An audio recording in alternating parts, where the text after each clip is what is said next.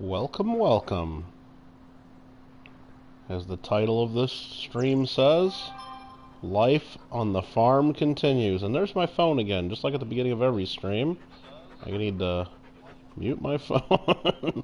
So, sorry about that again. And, yeah, I'm farming a little early today, it looks like. Started thinking about everything that I was doing today and everything I needed to get done, and it's like, you know what? There's some stuff on the farm that needs to get done too. Everything else can wait. So here we are. We got Johnny Kilo and the Gaming in here early. Very nice. Thanks for coming in. And where's my dog? There's my dog. There's Lady. We'll start out by feeding Lady. There you go.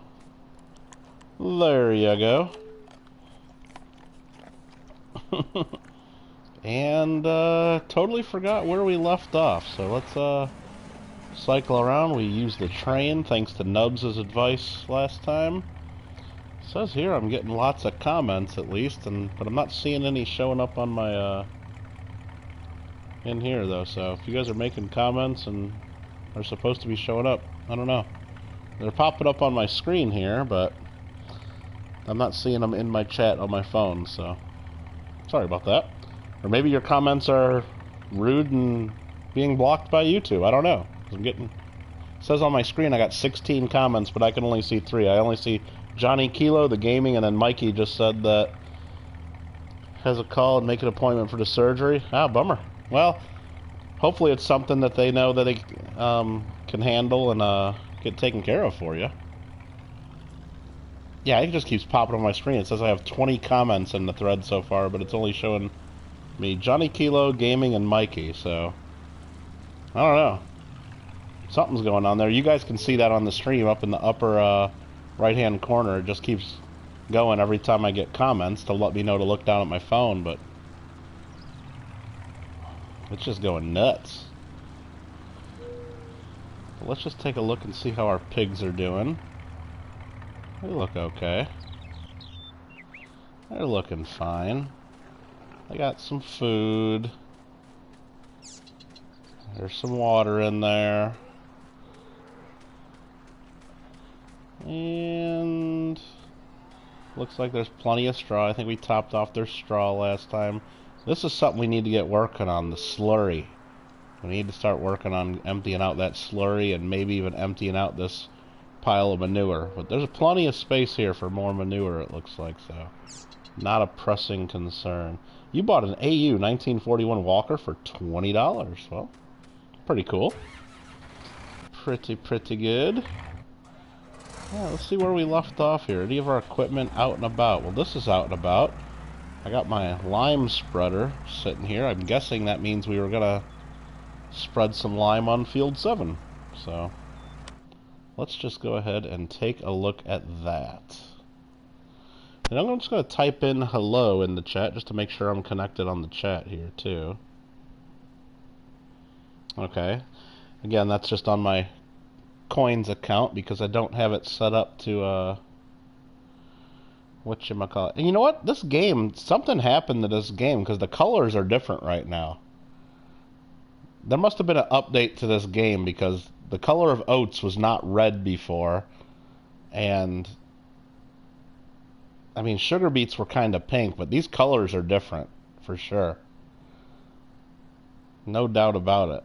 So they did something to this game. They did an update or something. Unless there's just something wrong with my game.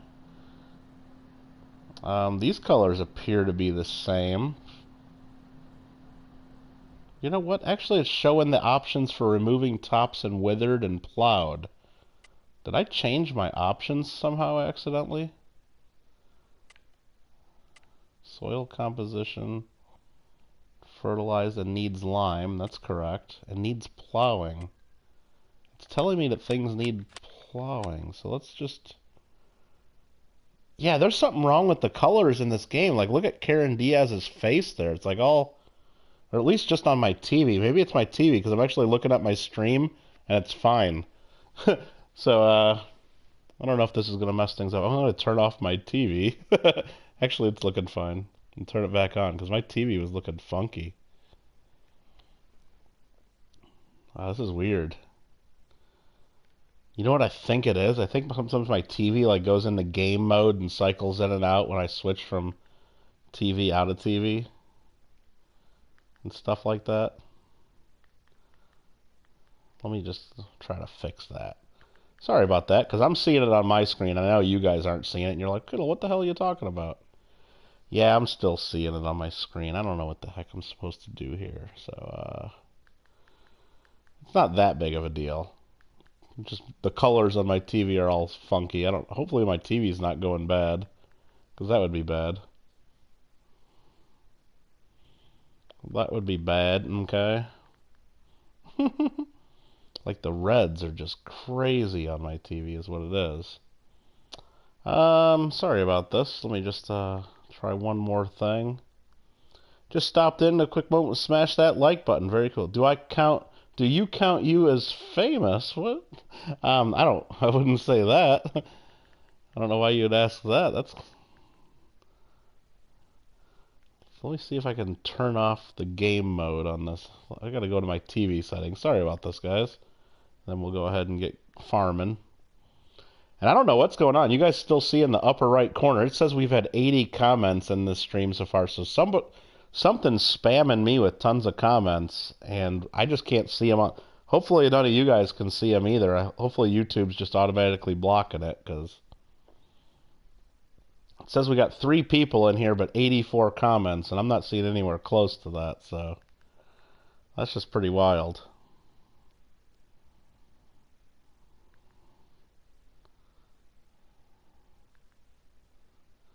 Alright, I think I'm messing up my TV here by trying to change all these settings to get this thing working.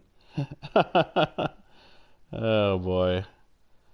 Nah, I don't know what it is. Why? We're not going to worry about it. We're just going to keep farming. We'll try to deal with this later. So anyway, we got our contracts here. And what it is, just on my screen, it looks fine on your guys', like when I look at it on my phone. Just like the red color is just like crazy deep red. So everybody's faces look like they're blushing when I'm cycling through all these contracts. Bunch of streams got hit with bots yesterday. Apparently I am Johnny too. Right now.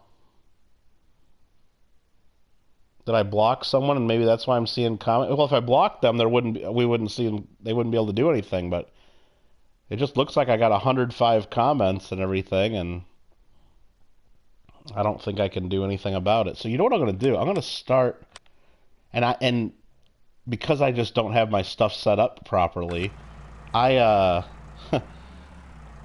can't, like, I'm not logged in under my own account right now. I'm logged in under my coin account. So maybe if I was logged in under my account, I'd be able to see that stuff. But I'm a mod here. I should be able to see if comments are getting blocked, I would think. But anyway, let's just go ahead and start spreading lime here on this farm. We got to start working, so. Yeah, YouTube must be blocking. It just must be all spam. But, because it, like I said, it just keeps popping up there in the corner with 124 comments so far. And we're, at least, I mean, I wish it would actually just show up in the chat so we could block the person. So, anyway, I guess I just won't let it bother me. You had eggs and sausage and toast for dinner. That sounds like breakfast, Mikey. Very good. Hello there, Andrew. How you doing? That kind of sounds like breakfast.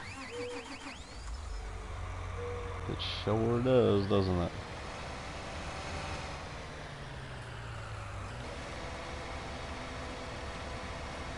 Go ahead and pick up some of this straw so we can get working on the rest of field 7 here. We are spreading lime now, and we don't want that to catch up to us here. And the gaming has not slept. We woke up at 1 a.m. Well, probably end up going to bed early then if you woke up at 1 a.m. That's what it sounds like. And I guess what I could do is I could just go over to my computer real quick and log into my regular account, or my gaming account that we're on here, and see if the chat looks any different on the computer, but I'm not sure that it really would. I mean, if I can't see it as a moderator, I don't know if they'd be showing me anything else here. But who knows? Lincoln Central coins. Farmer Kittle, correct. And our stream's getting hit with some bots, it looks like, even though we can't see them, because it's telling me, if you see on the screen, it pops up like every couple seconds that I'm getting more comments. And that tells me I need to look at my phone or whatever else I'm reading chat on when I'm playing the game. And it says we got 156 comments, and I look down, and apparently YouTube's blocking them all, because I can't see them. But I see you guys chatting at least, so that's what matters.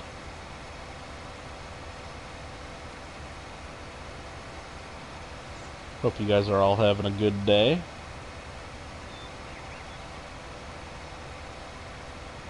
You block all the bots you see in the comments. Well, yeah, that's the thing.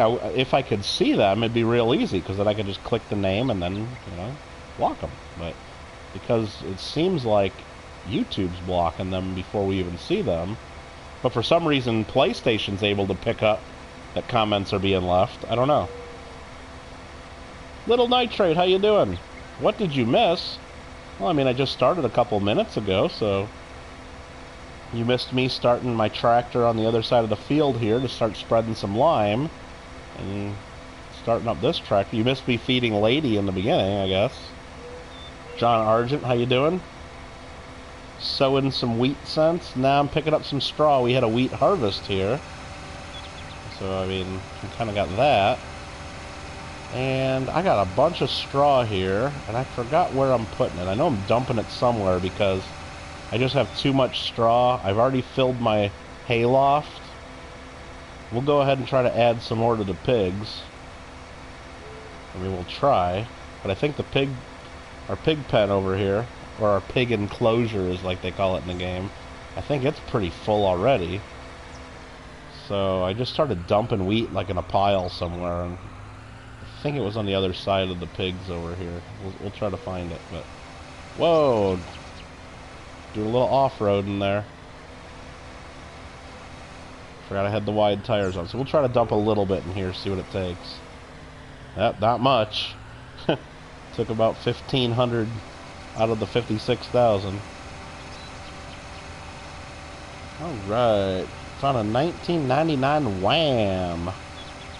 A wham bam, huh? Oh yeah, I guess I found the pile of straw that I've been dumping. So, there's some extra straw laying around here in case anyone needs it. We've just been dumping it, because I don't feel like taking it all the way to the barn down south of town to sell it, so... Oh no, am I gonna get stuck now? Why did I just do that? Okay, I think I'm moving, so let's just go ahead and unload right here. Just move slowly and just let that pile up even more.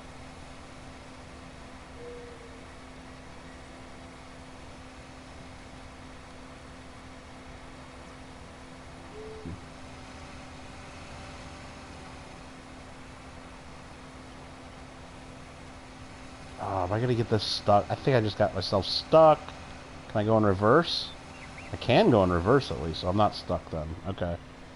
Keep going in reverse. Keep going in reverse. What other maps should you get? Like for this game? I mean, the game comes with the 2 maps. It comes with... And there's some trees I knocked down long ago. I just dragged them over here because this is a good spot. It comes with Ravensport, which I've been playing right now. And it comes with the other one, Felsburn, which is like the German map. I haven't downloaded any of the other maps. Those are all mods, and I haven't done any of the mods at all. So, I can't really make a recommendation. I mean, I guess... I'm sure there's other videos out about which ones are the best, or which ones you should do, or depending on what you want to do in the game. And if you don't know any of that, then you would, I guess just go look at the list of mods and go based on how they're rated and stuff, I mean, I would think.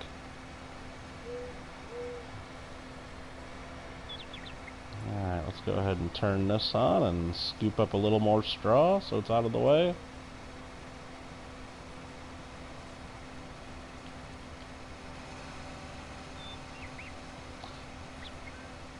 Aiden Whaling, how you doing? Thanks for coming in. Hope that you're doing well. You saw that? Yeah, I think there's some that are just totally flat maps, and I saw that there was another map. I don't know if it was available on PlayStation, because sometimes when I look at them online, they're only for PC. I think there was an entire map that was just all trees, like a big forest. And then I think you start out with like a little bit of logging equipment. And then there's like a sawmill, of course, where you can sell this stuff. I think that's how it works. And then basically, before you do any farming or anything else, first you gotta like cut down trees and clear space and clear an area. So before you can do anything else, you gotta like cut down the forest. Which, I mean, I guess if you like the logging, and that's good, but you basically start out with almost no money as well, but you end up earning, you know, a bunch of money from the logging, of course. There's one like that on PS. Yeah, maybe that's where I saw it, just going through the mod maps and just seeing what's available, but yeah, I just been having fun with this one so far, so.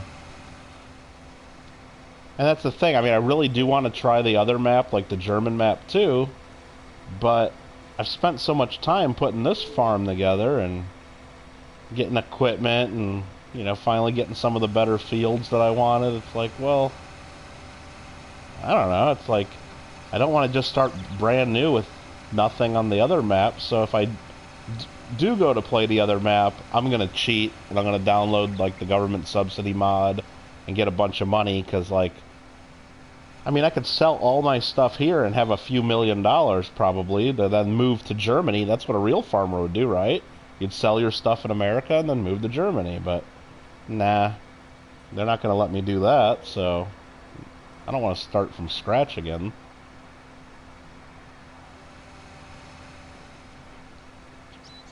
So, alright, we're going to go dump some more of this straw over here, just to get it out of our way, and because I'm trying to save up some money for some other stuff. I didn't want to build another hay loft, which I could have done that to store the straw in, but we're going to go ahead and just unload it right here. It looks like as good a place as any, and presumably I'll be able to pick this stuff back up if I just need a little bit more straw and I don't have any lying around. I don't know how difficult that'll be to pick all that up, but I mean, I got this whole pit right here that I own. I could fill it with straw, maybe. That'd be kind of crazy. My day has been pretty good. I woke up a little bit early, which, you know, wasn't the best thing. But I woke up early, which is fine, so I got a little bit of work done. I got most of my stuff done earlier than I usually would, so that helped. And,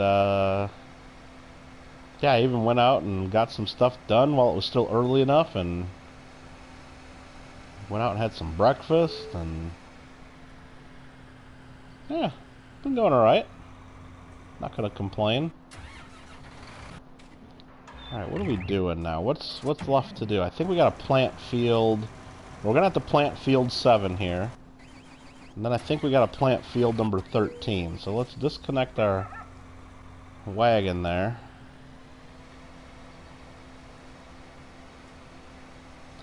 We have 2 fields going on here. These have been both double fertilized. This is wheat, and that over here is obviously corn. So those fields are looking good. Those are all ready to keep growing and be done. As soon as they're ready to harvest, they'll be in good shape. And we got a whole other field over here we got to deal with. What are we going to grow over here is the question. And let's double check to make sure it doesn't need lime or something. Looks like we had sunflowers last time. The soil's in good shape. We gotta find something to grow now. We should do something easy. Maybe sunflowers again. Sunflowers weren't too bad. I think they pay off pretty well too. I mean, let me look at this, what's in my silos right now. And we'll take a quick look, and oh yeah, I got plenty of room for more sunflowers and corn, so maybe we should do some more sunflowers. That's a good field for sunflowers. Why not?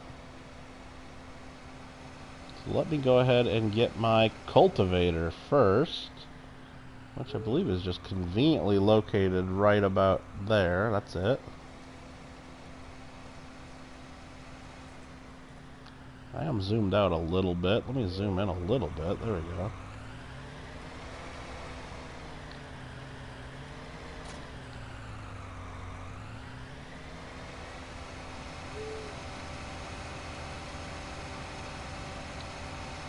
I'm driving through my wheat. I know, I know.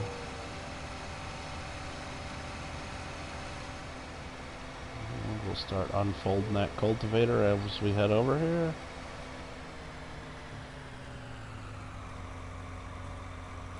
Whoa, came in a little too hot right there. Let's see if we can get that where we want it. That's going to be good. Let's lower that and start driving. Alright, that's going to be good. I know I got a little bit too far to the left there, but if I line it up perfectly, sometimes then I miss a little sliver of the field, and I just don't like that. Farmer Kittle, have you circulated any of the Paisley coins yet? Yes, I have. Today I went out, actually, because I said I got up early, I got a lot of stuff done, had some mailing to do. I sold some stuff on eBay, and I sold one through my website, and one of them I had to get out in the mail express, because they needed it tomorrow. So I figured, let's just go out and get, you know, to the post office right away. And on the way to the post office, I stopped at the McDonald's. I went through the drive-thru and bought any size Coca-Cola. So I got me a large Coke, and it was $1.10. I paid with a Paisley half and a Paisley half and a Sheldon half and a dime, $1.10. So I got one of those. Those are at McDonald's in Agora Hills, California. If you want to try to get one and change. And then I decided it was still breakfast time, so it's like, well, while I'm out, I might as well try to get some breakfast. And so I went to another place. I went to Wendy's, and my total bill needed a little bit of change, so I paid partly with a Paisley quarter and a Sheldon quarter. So I got 2 quarters and 2 halves in circulation today. So they are starting to get out there, but I'll get all the rest of them out probably in the next week or so is the plan. Try to just get them all spent. And whether I just have to go like from gas station to gas station, just buying like a bottle of water or a can of Coke or something that, you know, something I don't have to eat or drink right then and there. You know what I mean? So then I'll get them done. So how much is 2 full rolls of silver Washington quarters? Because you're thinking about buying 2 rolls of Washington quarters at the pawn shop. Well, you'd have to ask the pawn shop how much they're selling them for. I mean, you can go to coinflation.com and look up how much silver value there is, but unless you're just really lucky, they're going to charge a premium over that value. Most dealers and coin shops are charging a premium over the silver value right now. I think the silver value is around 13 times face value. So for a roll of quarters, it would cost you $130 if they were selling at the silver value. But you'll probably end up having to pay $140 to $150. And if they're really nice coins, like uncirculated, you might even have to pay more. I don't know. Lima Echo Numismatics. How you doing? I dropped some mail out to you today, Lima. From the Coin Club meeting, the one that Lincoln won and said, give it to Lima. So that's heading out to you today.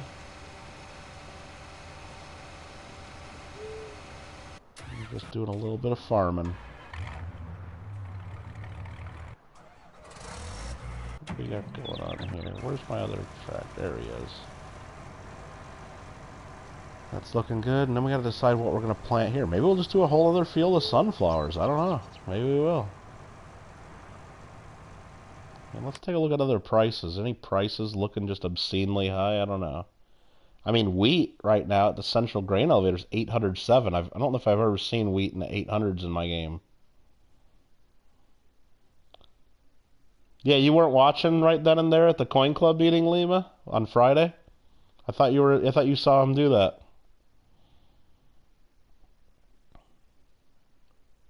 Unless I was just imagining that Lincoln said that, but I don't know, it's already in the mail to you, so he won one of our Coin Club medals for Glendale Coin Club, and he said send it to Lima. So it's in the mail. Pawn shop's gonna hold the foreign silver for you. Okay.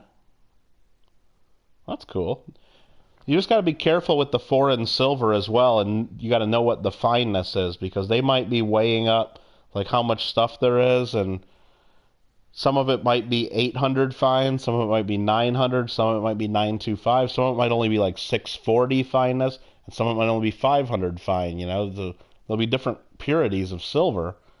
I mean, we're looking right here. We got $807 at the Central Grain Elevator, so we're gonna get our truck. We're going to go sell some wheat. And actually, let me look. I got a bunch of wheat in the community silo. So let's empty that out. By the community silo, I mean the shared silo that... Whoa, I don't want to hit my combine there. So let's go empty that right now and sell a truckload of wheat. For real? No, Liam, I just made that up. No, of course for real. I mean, you can watch back Glendale Coin Club meeting. It's after we do show and tell, but before the auction starts. So I'm guessing, just like if I had to pick, somewhere right around the middle of the meeting. The whole stream was probably about 2.5 hours long, and the last hour of it is the auction, pretty much. So it's before the auction, when Don's going ahead and picking the tickets out. So it's probably about at the 1 hour 20 to 1 hour 30 mark of the video is when we do the raffle, and I know Lincoln Central Coins got picked, and I'm like 99.9% sure he said give it to Lima. So that's what I did. Pawn shops make great deals with the foreign and the US coins. That's pretty good. Alright, we're going to fill this whole truck with some wheat.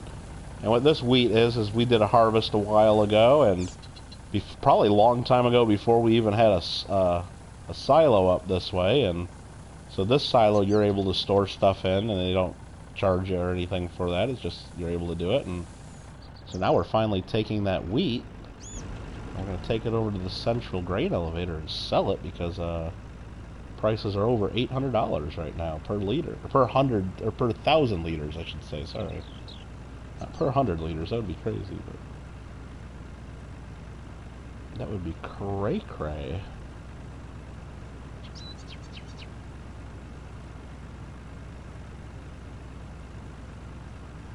I mean, if those bots or whatever that just keep running up my count of comments there that you see keep popping up in the upper right of the screen, I mean, if I keep playing like as long as I usually play on these streams, that's gonna get into like the thousands and thousands of comments. It's gonna be crazy.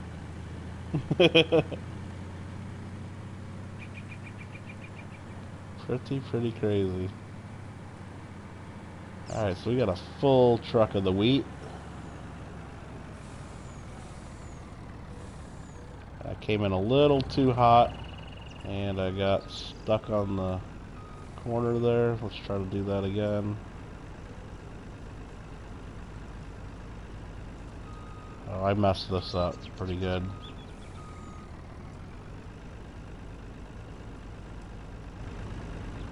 Come on, bro.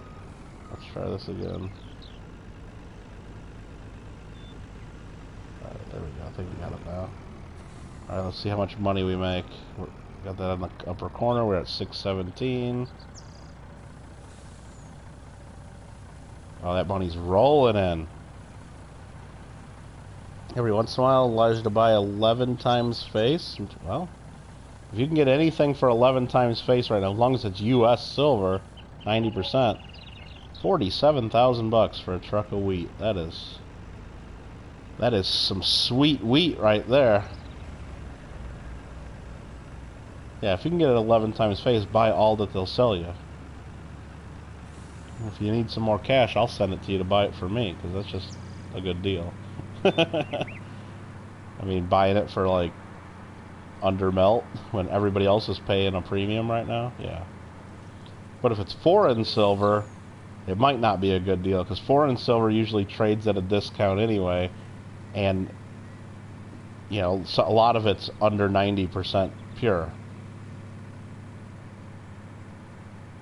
So we're gonna go empty the rest of the wheat out of our little building over here, which isn't that much. I think it's only gonna be a little bit in this truck, and then maybe we'll go to our own silo and top off the truck and just sell another truckload. Because I've been playing this game, I don't know how many in-game days, but quite a few in-game, quite a few real hours I've been playing. Alright, so that's all the wheat we got. We'll go back to our farm and get some more. And I don't think I've ever seen wheat get into the 800s. So it goes up to the 700s quite often, but it also goes as low as 300 or 400 too. So, and that's what you do in this game, at least if you're doing it right. Is you gotta store your crops in the silos until the market prices are favorable. I mean, you can sell them anytime you want, but to optimize how much money you make, you sell when the market's high. You buy low and you sell high. That's what they say. Pop Coin King is in the house. Alright, so we're gonna go here. We're not gonna fill up with hay, we're gonna fill up right here. Start filling with some wheat. We got enough wheat in the silos. We got like 4 or 5 full truckloads if we wanted to. So that's like almost $250,000 in wheat that we could sell if we want to sell it right now. It's because you go to the pawn shop a lot and buy silver. You've spent around $400 for silver since the lockdown. But 11 times, dude, I'm telling you, if they have more silver, buy as much as you can. If it's U.S. silver, 90% silver, Mikey, I don't even care what it looks like. You can mail it to me. You can sell it to me for 12 times face. I don't even need to see it. You don't need to tell me what the denominations are. I don't care how much. Just tell me how much I owe you, and I'll pay for the shipping too. So there you go. So you can make 1 times face value just by mailing it to me if they really have tons of extra and you can't get it all. Because I know I can sell it for 14 or 15 times face right now.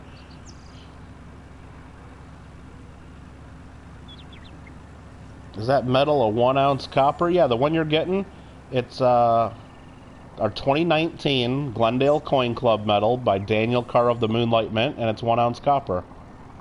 And I think we only made. You can go to his website, Moonlight Mint or dc-coin.com.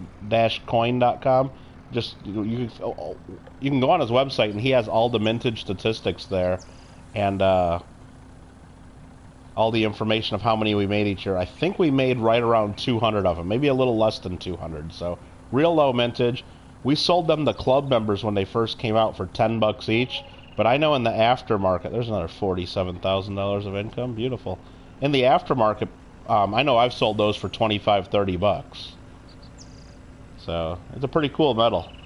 And the design's based off the real so-called dollar from 1869, the HK12 Pacific Railway medal.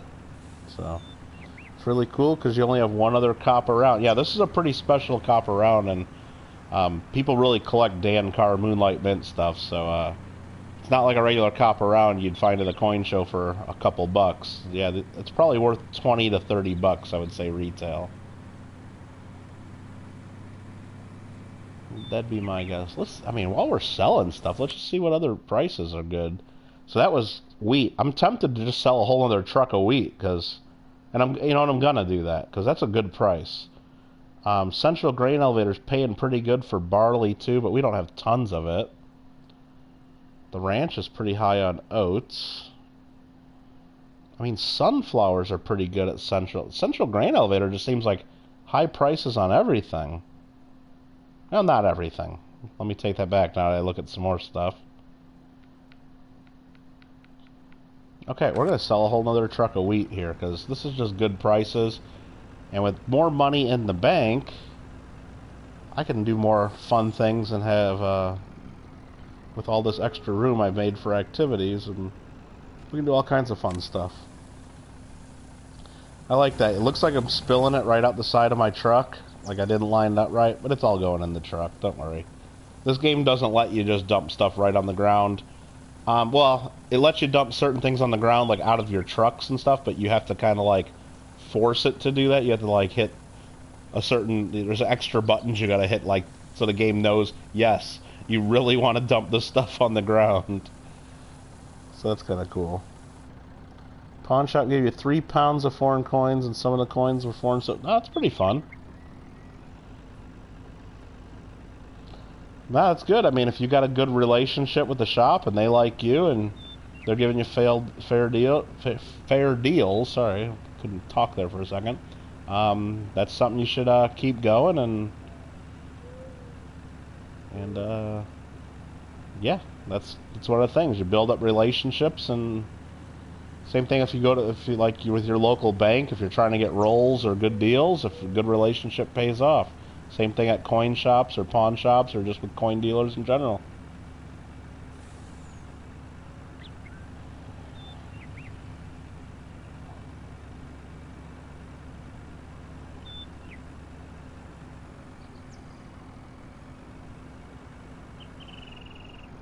Oops. Came around that corner a little bit quick. Alright, so I think I'm actually going to have to do like a real video on this channel too. I mean, because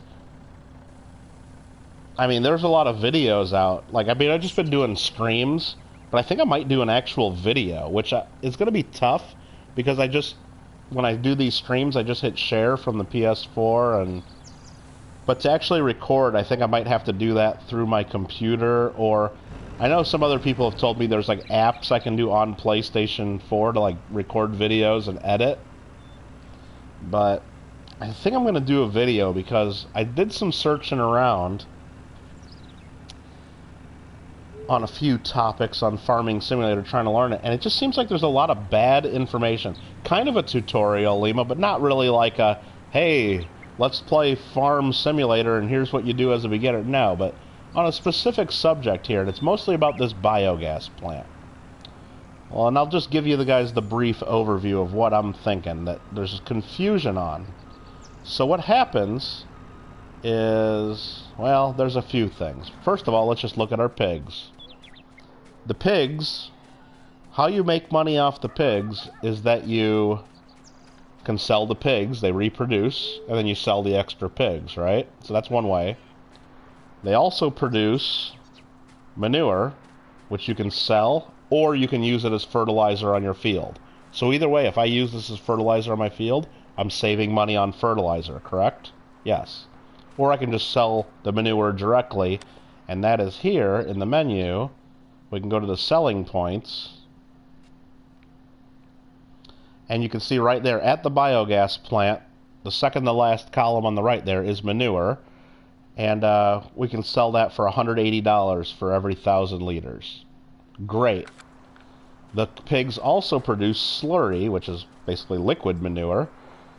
That comes out of here, and again, we can sell that at the biogas plant for $180 a 1,000 liters, or we can also use the slurry as fertilizer. So we can use that directly as fertilizer, saves money, or we sell it.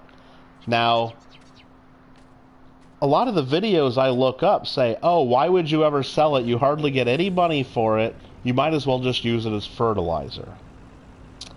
Well, from what I understand how the biogas plant works is, yes, if I go in here and sell the manure and the slurry, I do it right over here, just like you may have watched. I got silage here. This is ready to go. I should probably be selling this, and maybe I'll do that. You just drop it in right here, and it totals up the total here, and then at the end of the day in the game, you get paid for whatever you drop off here. So people are saying, well, it's so little money, you might as well use it as fertilizer. But if you actually sell it at the biogas plant, you get the money for it at the end of the day because you turned it in, and they turn that in the fuel. But then over here, I can pull up a truck here, and there's also another byproduct called digestate, which is the leftover after the biogas plant runs all that manure and silage and slurry and everything that you already got paid for. There's another product that you get out of this tank called digestate, which you can use as fertilizer. So basically, all these people on the internet saying, oh, you should be just use that as fertilizer, don't realize that if you sell the stuff at the biogas plant, you still get free fertilizer that's made, plus you get the money. So I think I need to do a quick video just demonstrating that and showing people that don't listen to all the other idiots and their videos saying don't sell your stuff to the biogas plant, because it seems like free money. Do I collect UK coins? I really don't. I have some, Andrew, but I guess I really don't collect them. I mean, I got a few here and there. Do I think the PS5 looks cooler? I guess it's pretty cool. I don't know. I don't really ever care what they look like. You know, I just care like more what they do. So I hope it's backwards compatible and we'll play some of the older games, and I just hope it works well. I mean, that's mostly what I'm concerned about. And then favorite half you bought is the AU Walker. Cool. Lima's favorite half is a Roanoke commemorative. You got an AU Peace Dollar for 21. That's not too bad. As long as it's nice and flashy and really solid AU and not like really like a really low end, like more XF one, then that seems like a pretty good price.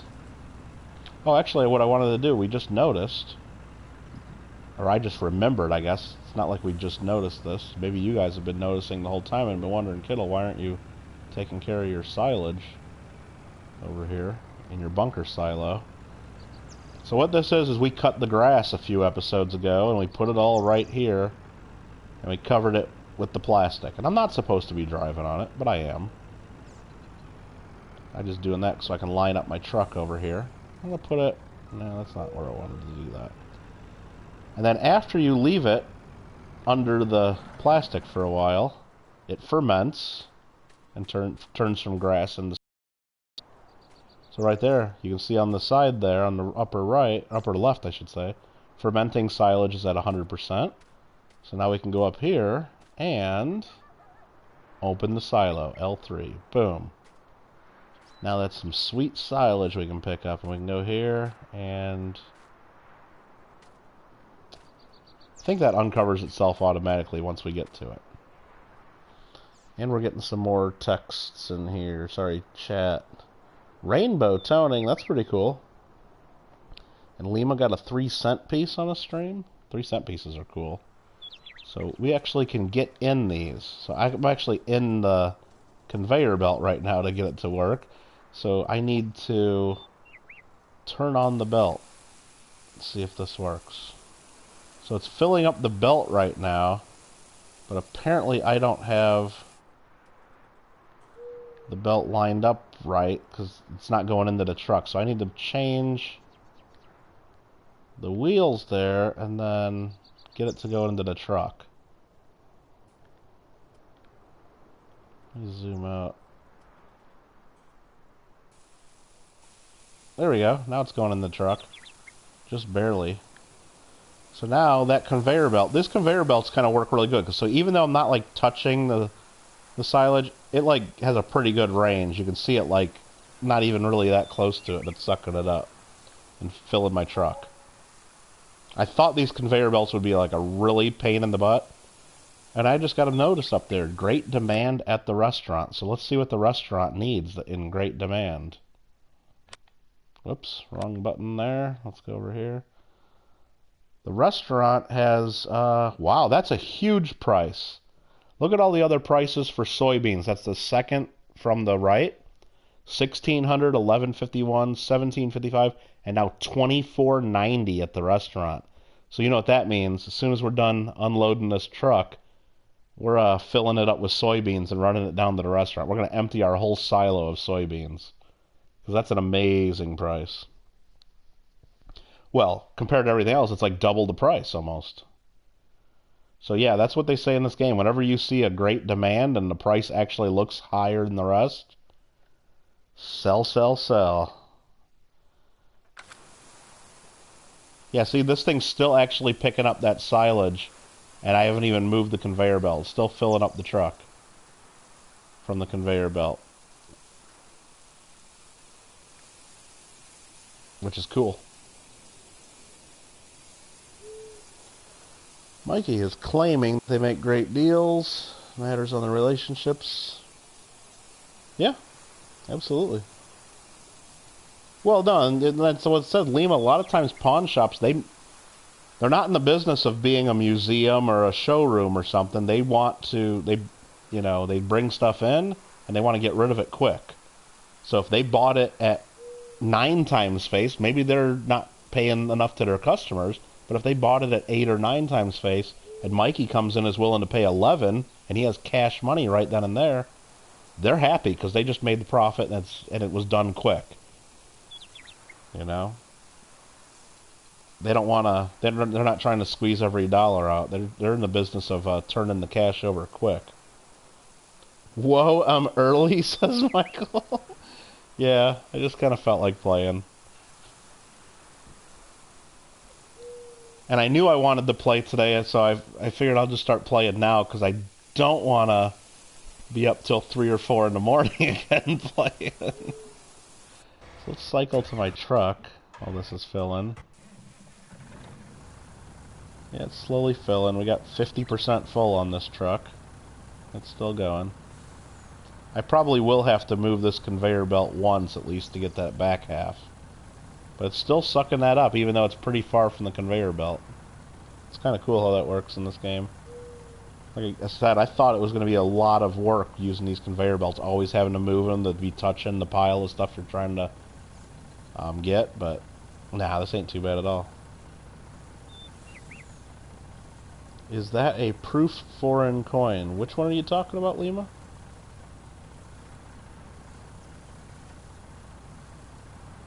Oh, are you talking about his avatar there, the Maria Teresa Thaler? If I played Call of Duty, you'd hop on? Yeah, maybe we can do that. Perhaps. But not right now, I got farming to do.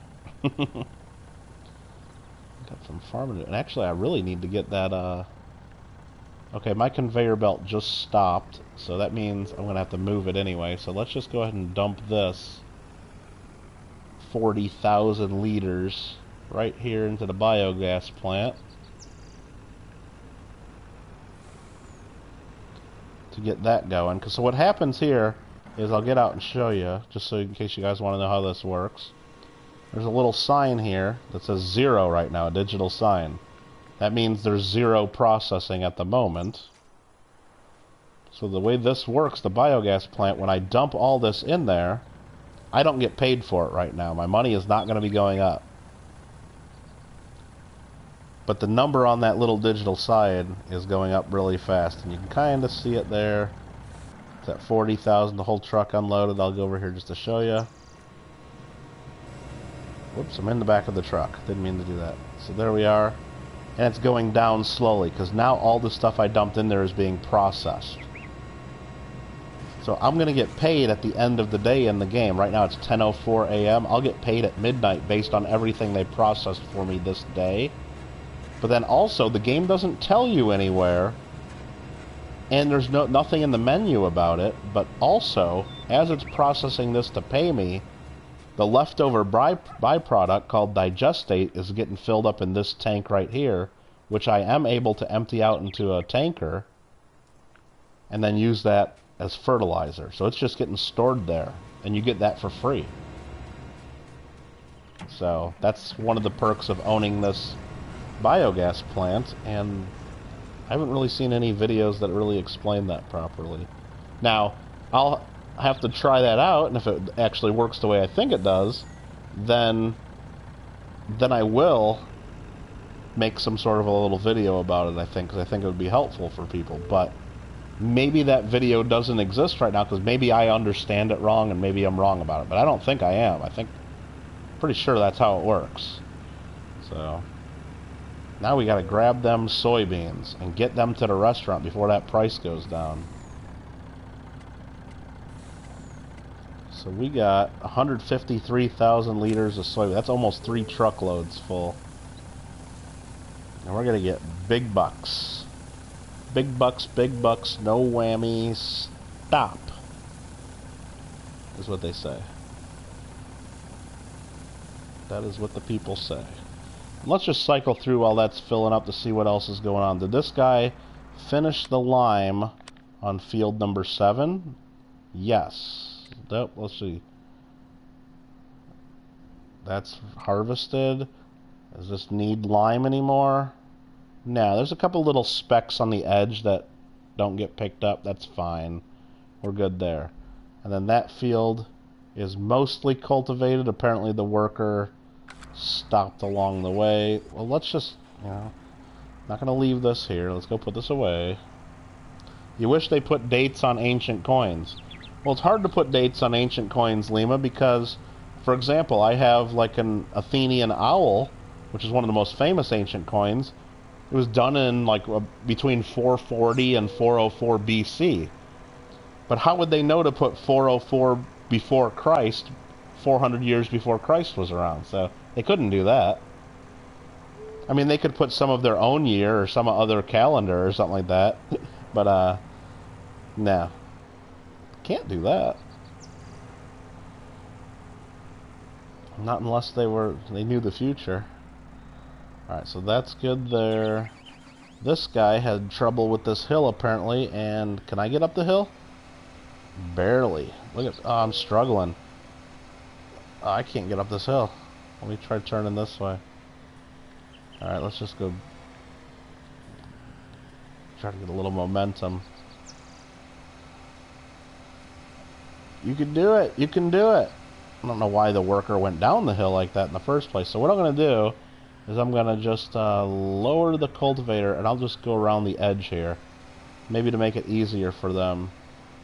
Did I just get this thing stuck? Yeah. Let me lift it up again. Let me lower it. And I'll just myself go around the edge here, just so they don't have to turn around as far and go down that hill. Try to make it easier for them. It's like American Pickers, can't buy them for the full premium that sells for... Oh yeah, well, and that's Mikey, that's basically what I do when I set up at a coin show, and that's what every dealer does when they're at a coin show too. It's like, if you came to my table with stuff to sell, I can't pay you retail for it. I mean, for example, at the Long Beach shows, I have people coming to my table constantly trying to sell me stuff. Collectors and other dealers. There's just lots of stuff. And then if they don't like the price I'm offering, they'll go right to the next table and so on. And it's like, if it's stuff I really don't want, I just say, I'll pass, or, but usually I try to buy stuff. But if it's something that I know I'm going to be stuck with for a while, or something that I know is pretty rare but not really in demand, I mean, I can't offer them even close to retail, because if it's like a coin that I think I'll eventually be able to sell for, let's just say, $100, right? Okay, so if I'm going to eventually sell it for $100, but it's going to take me a year to sell it, perhaps, I got to think about the time I have that coin. I got to take photos. I got to list it. So I might be able to pay $60, so or $50, because if I'm going to have a coin for a year and still do all that work, and I'm only going to make $50 on it, then I got to at least make $50. That's what I'm thinking. Now, if it was $1,000 coin, and it was just as scarce and take a year, well, I'd pay more than $500, so I don't need to double my money on a $1,000 coin, but I'd still want to make a couple $100 if I know it's going to take me that much time. But then, on the other hand, though, if it's like a piece of gold, like a gold coin, that I know I could sell 5 minutes after I buy it, just by going to another dealer that specializes in bullion, then I don't need to make as much of a percentage. Like, I'll buy a $2,000 coin, I'll pay $2,000 from someone, and I'll turn right around to another dealer 5 minutes later and sell it for $20.50 and make a quick $50 for 5 minutes of work. That's fine with me. But it just depends on what I'm buying and how quick I think I can sell it.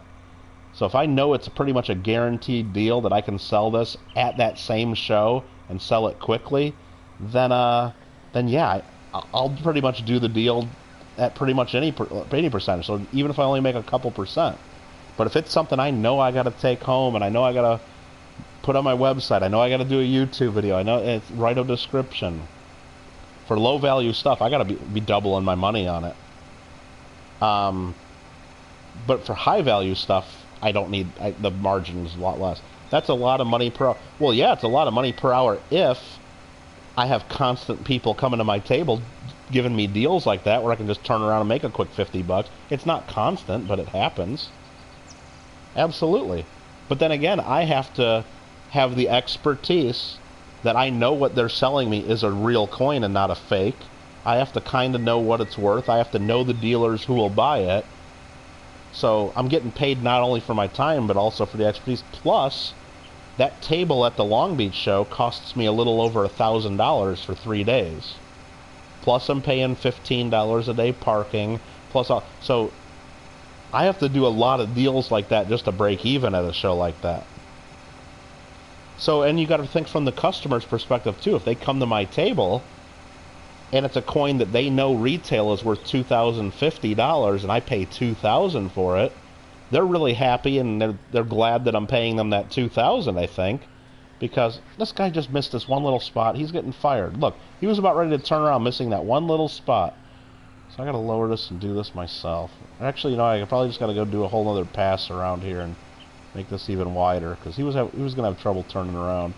But from the customer's perspective, if they would list that coin on eBay, for example, where they would get $2,050 retail, by the time they paid eBay fees and PayPal fees and shipping and all that, they wouldn't get $2,000 in their pocket. They'd get closer to $1,850, maybe up to $1,900 tops with all the fees. So, because, you know, or if they would have had to buy a table at the show, they'd have to spend hundreds of dollars or $1,000 on a table.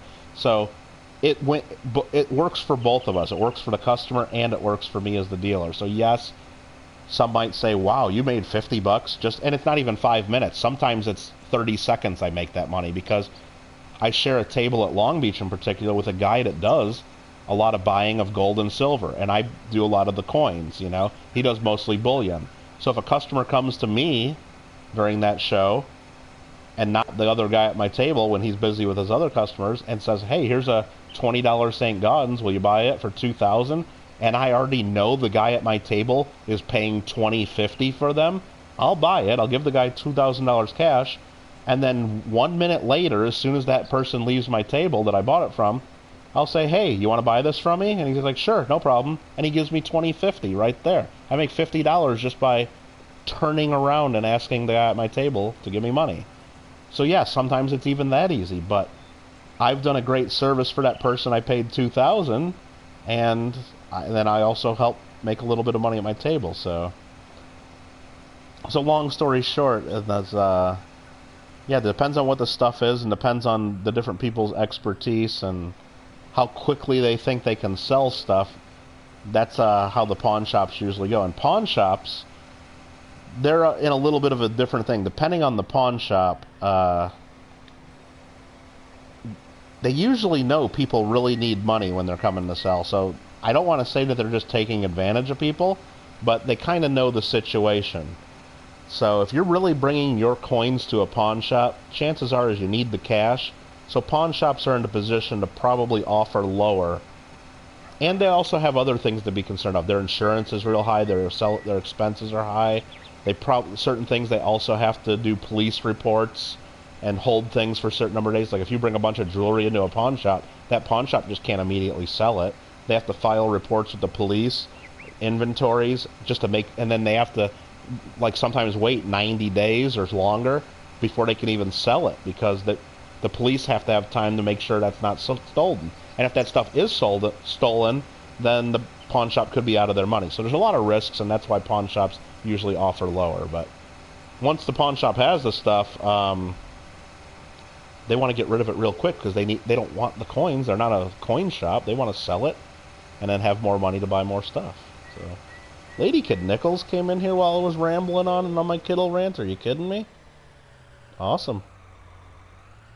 Awesome, awesome, awesome. Hired as my financial advisor. We pay in coins? Hey, I accept coin payments. That's not a problem. Where is this worker going? Look at that. Where is this worker going? I went around this field a little bit to make it easy so the worker would not go down this hill and get stuck, and the worker's going down the hill and probably going to get stuck, so... Yeah, Michael M., it's a small percentage, but like what I'm saying, I'm willing to do the very small percentage on a deal that I know is like a sure thing and that I can get sold and my profit out right away. And that's the way most bullion dealers work. So that's why you see, you know, the spreads on silver bars and silver eagles and gold eagles are pretty low for most legit dealers. Now sometimes, you know, they have way bigger premiums, and that just depends on the dealer, but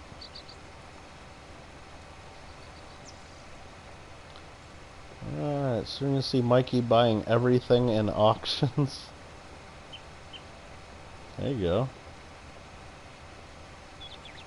Overhead, huh? Yeah, it's fun stuff. Let's catch up there. Hey Kittle, says Lady Kid Nichols. Well, hey Lady Kid, what's up? Oh yeah, I understand that, Michael, and that's why a lot of times coin dealers and pretty much anybody in a cash business gets a bad rap, because all they see, car dealers, you know, all similar situation, they just see what you end up selling stuff for. They don't realize all the rest of it. So, like, my customers, I don't know why the heck this worker is missing these little spots. Like, look at that. There's one little spot there that he didn't do. I mean, kind of irking me. I don't know. Yeah, they see the final, and that's the problem. In the coin business that I'm in, I'll buy a cut. Like, if Mikey sells me one of his coins right now and I offer to pay him $100, he might be happy at that moment I offer to pay him $100 because, hey, look, he got rid of a coin. He didn't have to do any work to sell it. He thinks that's a fair price given all things, and he's got his cash to do something else. But when he sees me list that on my website a week later for $175, he might get pissed. He's like, dude, Kittle, you just paid me $100, now you're going to try getting $175? Are you kidding me? That's like a huge profit. Well, A, the price you listed at isn't the price you get. You listed at that price, but I know very few people are going to immediately email me and say, hey, Kittle, that's sold. Send it to me right now. No, they're going to say, you know, I like that. It's cool and all, and you took a really great photo, and you have the best photos and the coolest website on the internet, I think, when it comes to coins. And I know you're an expert, Kittle, and you're one of the best dealers around, but would you take $130 for it, or would you take $140, and then I have to go back, and then maybe I'd sell it for $150? So no one pays the full price, or very few people do, unless it's something that's a little more rare, and that they know they don't want to risk me taking another deal that I got emailed the same day. So, and then I got to deal with shipping, because all my prices include free shipping. I got to pay taxes, not only the sales tax, but income taxes. There's paperwork to do, and just time. So, yeah. So, people don't really factor all the rest of that in, and sometimes they just see the, what do you call it, the listing price after I buy something from there. Like, dude, are you kidding me? Think your worker's missing a few brain cells? Yeah, I'm just gonna quit looking because it's pissing me off, I think, so. What were we gonna do? Oh, we're getting ready to sell some soybeans. Let's go sell these soybeans. Let's take these to the restaurant. Because apparently the restaurant tonight, here in Ravensport, is running a special on plates of soybeans. Why would a restaurant need an entire semi-truck full of soybeans? What the hell could they be cooking? Don't know, but not a restaurant I'm going to. Pat's piling pennies. Always.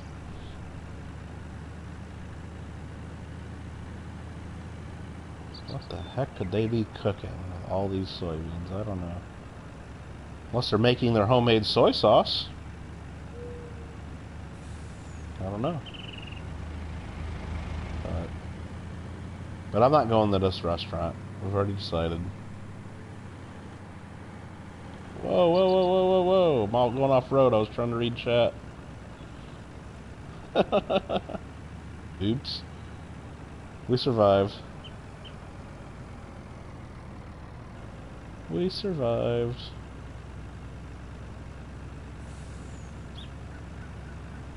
But yeah, if it's like the restaurants here in California, everybody inside's got to be wearing a mask or only outside dining, or there's all kinds of silly rules going on right now. And like, you gotta wear a mask, but you can take it off while you're eating, of course. That's it. So let's sell these soybeans and watch this money pile up because it's high demand. Boom. 756,000. Oh, dude, it's just cranking up. That money's just cranking. Of course, we got all these comments coming in. We got 900 comments on this stream so far, apparently. Which is $146,000 for one truck of soybeans. Holy cow. I think we're going to go get another truck of soybeans right now. Good thing we saved soybeans and didn't sell them earlier. And waited for the high demand. Wish I had 10 trucks to sell. Michael's gonna hop on PS4, and I'm just trying to read and drive, which isn't good. Haven't worn a mask yet. I just ran into a car. Hold on. Quit beeping at me, you piece of garbage. Wear a mask, then again, haven't had any real outbreaks there. Yeah, we have to, and they won't let you in any places without them, pretty much. Kind of crazy, but you know, if it makes other people feel good, and you know, that's fine, I guess is the way I figure. Ran a stop sign. Oh yeah, no, this is not Euro Truck Simulator. If you've ever seen that game, European Truck Simulator, like, yeah, if you disobey traffic laws, you get, like, it just pops up on the screen. You've got a ticket for $100, or you got a ticket for this much if you blow a stop sign, or you know, fail to use a turn signal. There's all kinds of stupid, like, rules there, and it's like very realistic. So, and people get really serious about it. Like, if you ever want to, like, you know, just like check it out, just search European Truck Simulator videos, and there's guys, they have the full setup in there where they have like the steering wheel, the pedals, the shifters, all the switches, and there's guys that take it so seriously, like how I'm driving outside the vehicle, I'm in third person, like hovered above the car. Like, they won't do that at all. Like, they only will go from the in-cab view. And like, even when they're backing up to hook up their trailer, they're just doing it by using their mirrors only, and they refuse to, I gotta fill again, so stop filling. Like, all this filling, they would not go to, like, this view like I did just to make sure they're lined up. They consider that cheating. It's, like, super serious. Super serious. Mikey's gonna have to be on the plane to Florida soon. Well, I mean, you just gotta trust that, the airlines are doing their things like they're supposed to do by cleaning up everything, and which really pisses me off, Mikey. Kittle Rants #2 of the evening, or #3, I don't know which one we're on, is fine. Everybody's coming out and saying, okay, look, we're going to do our best, and we're going to actually, the airlines are saying, we're actually going to clean the seats, we're going to be like, you know, cycling through the, whatever they're doing, you know. It's like, well, why the hell weren't you cleaning everything beforehand, you know? It's like, come on. So, and restaurants, oh, you know what, every hour we're going to make sure we do this, and the bathrooms are going to be cleaned, and all of our servers are, we're making sure everybody's washing their hands more and all this stuff. It's like, you know what? That you're just telling me right then and there that you haven't been cleaning all this stuff before. It's like, same thing at the grocery store. It's like, oh yeah, they just reinforce the point about, like, all the cleaning and stuff they're doing now that they've never done before. And it's like, you know what? I hope this, you know, pandemic, you know, goes away as soon as possible, of course. That's what we all hope. And as few people, you know, end up, you know, losing people and or getting real sick as possible. But I do hope that all these cleanliness standards stay in place. Like, are we going to go back to the point where once this is over, or pretty much over, are the airlines going to come out with an announcement that says, okay, you know what, it's not a big deal anymore, so we're not going to clean the seats and we're not going to disinfect the planes? Or hey, when you come to the mall or to the bus station or to the subway station or whatever, we're no longer disinfecting anything, so back to being slobs. I mean, will they ever make that announcement? I don't think so. This is a lot of money I'm getting for this. What is that? What? Come on, get away, little pop-up. I can't even see. Like, it says 140-some thousand again. 146,000. That's still the same price? Let's see. I think it was 2,000. Come on, save. Yeah, 24.90 it's at. Crazy soybean prices. I wish I had some more. I mean, I think I got a little bit left in the silo. It won't be enough to fill this truck, but we're up over $1 million now, and we were just at like, what, 600,000 something. What in the world exactly? Try hard, how you doing? I'm just doing a little bit of Farming Simulator 19 here on the Ravensport map. We're heading to our silo, which is located right next to field number 12. Soybeans are currently in high demand at the restaurant, and we are unloading that silo and selling while the market is hot. Because when prices are low, you put them in the silo. When prices are high, you get that crap sold ASAP is how it goes. I'm doing pretty well, thank you. Except that I have a Farming Simulator 19 addiction that's starting to become a problem for me, but hey, look, I got, 6, 7, 8, 10 friends in here hanging out with me, so maybe it's not a problem. I don't know. Maybe it's not a problem, but it's starting to become a problem, maybe. I don't know. Now we got another 35,000 liters of soybeans to empty out. I might have to plant some more soybeans now that I'm out of soybeans. Addiction, absolutely. It's to that point, Lima. I think it's getting to that point where it might be an addiction.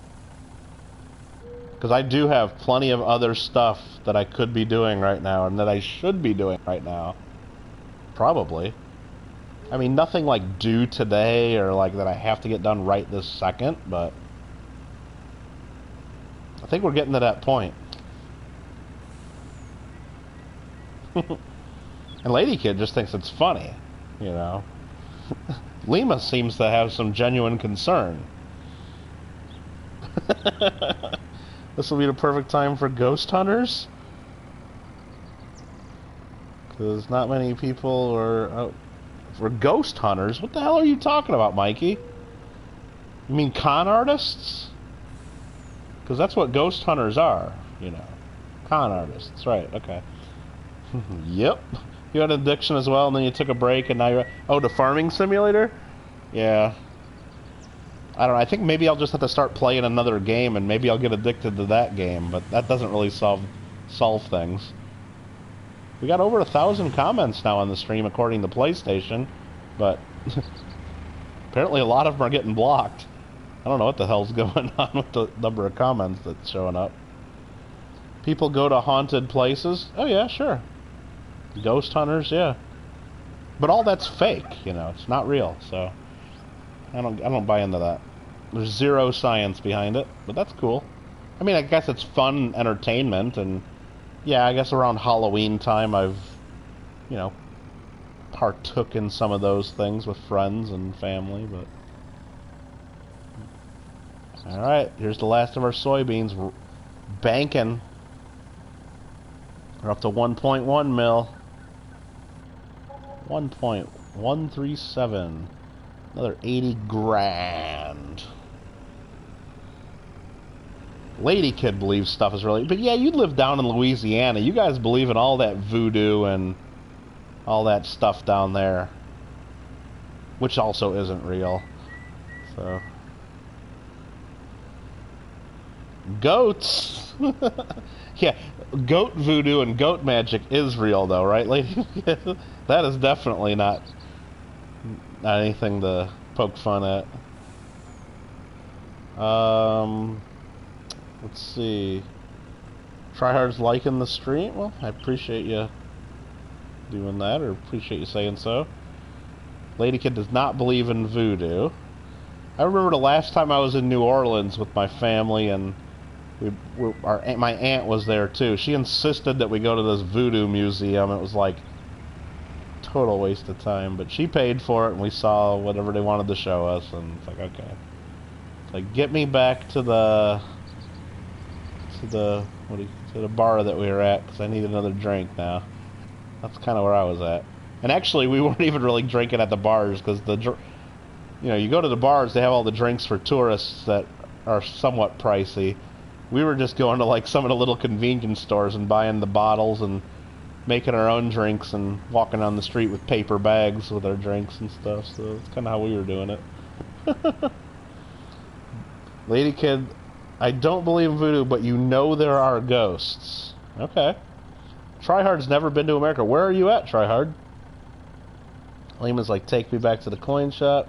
Did I go to the Marie Live? I don't think we went to any graves. I mean, the cemeteries in New Orleans are just cool, though, because they're all, like, above ground, because if you go down, you dig down and you hit water. So they are pretty cool looking, all the cemeteries. I do like that. So let's do this. Let's just put this truck right here for now. Actually, let's get the truck kind of out of the way. We're going to move this. Gonna get in here. But we gotta do this. Now, I don't remember what it was. Some little voodoo museum. Because I know we went to whatever the real fancy steakhouse on Bourbon Street is. And you used to have to wear like a jacket and everything to eat there. Was it Galatories or something like that? I can't remember what the name of it is. And I probably said it wrong anyway. What do I gotta do here? I gotta do this, switch the wheels.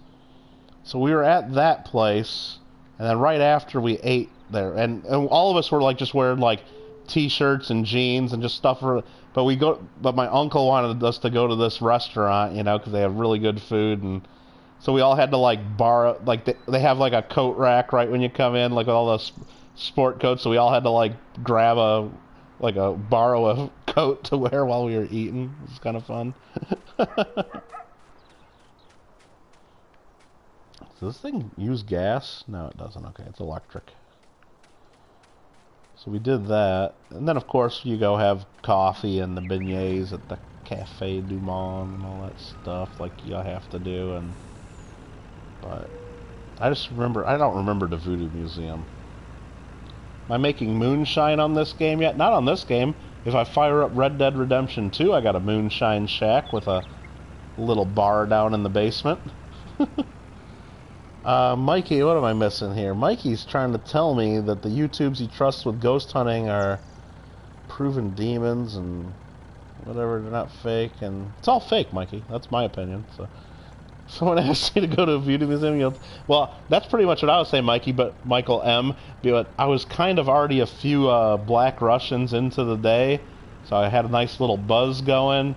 We were eating some big steaks and all kinds of fancy stuff, wearing rental sport jackets, and we were kind of having a good time, and my aunt insisted we go do this, and she was paying for it, so we went and had some laughs. So it was actually kind of fun, but I'm on a PS4 right now, yep.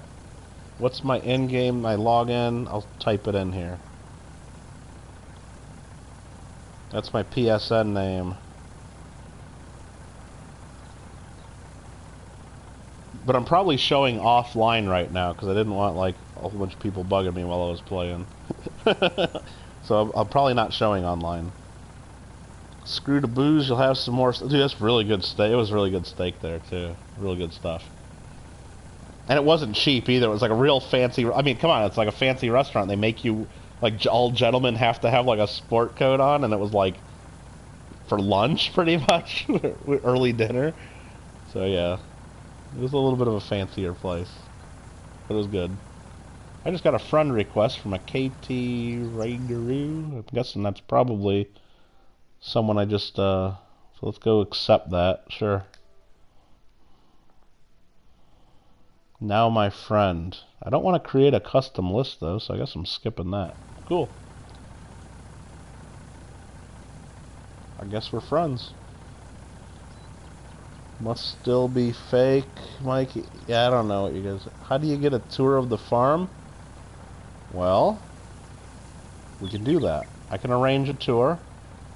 Let's see what's going on here first. This guy never finished his job. So what I'm going to do is first I'm going to finish this guy's job cultivating this, and then we'll do a quick farm tour. Because you're right, Tryhard. Not everybody is familiar with Kittle Farms here and knows the full lay of the land. He missed... Believe me, this guy's... This field's a weird shape. You'd think they would be able to figure out, you know, what's cultivated and what's not. But no. They've missed several spots. But I'll take care of it. Alright, Michael M. I thought that was you, so... Yeah, I'm definitely planning on playing some Call of Duty World War II.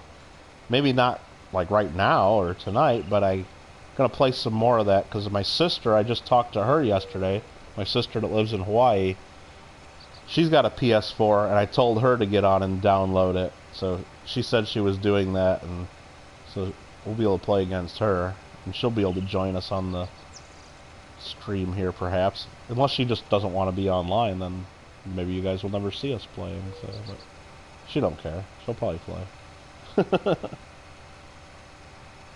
Gonna play some Bloodstone. I don't know if I've ever played that.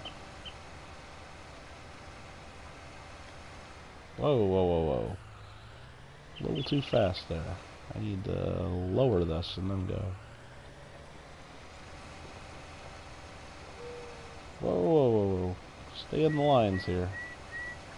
What's Leva saying? The Michaels are playing together? Lady Kid's sports jackets look really nice with jeans and t-shirts. I do have to run. Alright, Lady Kid. Have a good one. Thanks for coming on in. Should play with the Ouija board at the graveyard at 3. Okay. Good luck with that, Mikey. Nah, I'll pass. I'll stay at home in the air conditioning, playing PlayStation or something. Tryhard says you played Call of Duty World War II like a few years ago. Yeah, I'm sure most people did, but right now, this month, it's one of the free games for PS Plus. So I downloaded that because I didn't buy World War II when it came out. I used to play a lot of Call of Duty like years ago, like back when the original Modern Warfare was out, and World at War, and what the other game, Modern Warfare 2, and like the first Black Ops. Like I used to play all those Call of Duties, and I played those a lot, but the newer ones just really didn't like as much, especially once they started having them like jump around and run around on walls and stuff. It just like, screw this, and I quit playing it. But I like the World War II one because you don't have a lot of that garbage, like running around walls and jumping around like idiots, and so I like the World War II, but I never did buy it, so I'm glad that it became one of the free games, because now I can enjoy it. And the also thing about becoming one of the free games of the month is tons of people are playing right now, so it's really easy to get into all the matches, and there's no issue with that.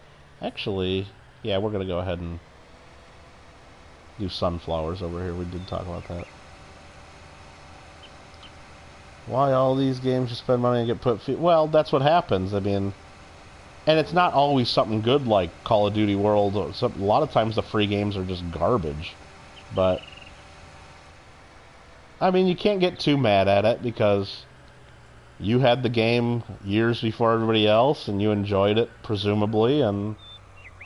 Yeah, I mean, every now and then it's gonna happen to where it's something you've already bought, but... So I can understand it's not the best situation, but it's not the end of the world either. So let's go ahead and lower this, turn it on, plant some sunflowers here. That's planting sunflowers. Let me get in my truck. So here we go. We'll do a quick little tour. Here's our pig farm. It's right next to the biogas plant. Well, I guess we start here. Let me just look here real quick. Anything else crazy prices that we need to worry about? No. So we sold all our soybeans. Perfect. So when you start Ravensport, you might be familiar. You start with the farms down here, 24, 25, 26, and 19. You got your farmhouse, your barn, some outbuildings, and whatnot. This is where you start. They give you a silo. We're on beginner, so we started on beginner. I did farm down here for a while, dealing with this stupid road with lots of telephone poles, and I didn't enjoy it. So once I got enough money and did this for long enough, I sold everything, sold all these, and where we're at right now, I bought these fields here, 6, 7, 12, and 13, and the biogas plant. I relocated my house right next door to the biogas plant, and I got my silo and hayloft here as well. So that's where we're living. JW came in. Yeah, sorry you got to do double mod duty over on RFT. I just couldn't help myself. I had to play some farming, so I'm taking the night off. Hopefully I'm not going to get in trouble with the boss over there. What else is in the chat here? Grandfather built a house on an Indian burial ground in Tana. That doesn't sound too crazy, Mikey. Oh, it's funny. I don't know what you just typed there, TTV Alfred, but if you keep that up, we're just going to hide your comments, but that's okay. So anyway, this is the land we got right now, and yeah. Eventually, I'll buy the next fields and these fields over here. That's the plan, at least. That is the plan. We're all cool. We're cool. Except, JW, if you notice in the very top right corner of my screen, PlayStation keeps informing me that I'm getting tons and tons of comments on my stream. Like, so far we've had 1,231. Now there's 1,233. It just keeps bringing in comments constantly. It's been like this since the start. 1,234. And I know we're not getting that many comments that I can see on the screen. So apparently somebody's like attacking my stream, or there's bots or something going on. And I'm guessing YouTube's just hiding them. I don't know. Well, there's JW racking up the numbers, sure. So maybe it's him the whole time, but I don't know. Hopefully that doesn't get me in trouble or wreck our stream or anything, but it's just kind of annoying that it keeps popping up in the corner, but other than that, I guess I'll live. So, bought it. Oh, you telling about the AU Walker and the P-Star? Yep. So anyway, that I was going to show you two in the menu. You want to know about the farm, and then I'll give you a little bit more of a close-up look at a few of the things, in case you haven't been following along or up to date on what we got here. So again, we got 6, 7, 12, and 13. Here we're growing some oats. We're not growing oats, are we? No, that's corn. We're growing corn. And here we have wheat. We're now planting sunflowers on 13. And I think we're going to do soybeans over here on 7, because we just sold all of our soybeans because they were in high demand. So we also know that these are growing right now, so those will be done not too long. They'll be done, ready to harvest. Just planting over here. And we still got to plant field 7. And we've already double fertilized 6 and 12. So that's good. Let's check out how our pigs are doing. Pigs are at 98% productivity. We got 61 of each color. Lots of pigs. There's lots of manure and slurry built up, so that's another thing we got to do is start processing that at the biogas plant so we can get lots of digestate made up for us for free, and then we'll use that as fertilizer. So here's my cool pickup truck with the really cool horn. Let me zoom in and just, you know, we'll blow the horn. We haven't done that yet tonight.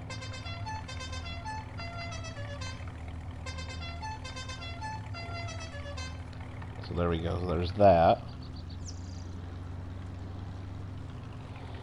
Yeah, JW, I almost thought about stopping the stream, but it's like, I don't know. I mean, I guess if it happened right now when I started it up, it'd probably just happen again. I don't know what the deal is. So here's a bunch of our equipment just all spread about, not very organized. That is our farmhouse. Right out in front of our farmhouse is our dog house with our dog Lady. I guess we can feed Lady again. Hey, Lady. Go eat your food. Stay out of the street. And then we got some more equipment here. And again, we got our hayloft, our silos, and back here we got a little workshop. There's our field 7 back here that we got to plant. And we got over here, this is the back of the biogas plant. We got a water tank, and here's the other side of the pigs over here with a big pile of manure right here that we'll crash into. Oh, we can drive on the manure, nice. So that is our farm. Lady 2.0, some of our viewers call her.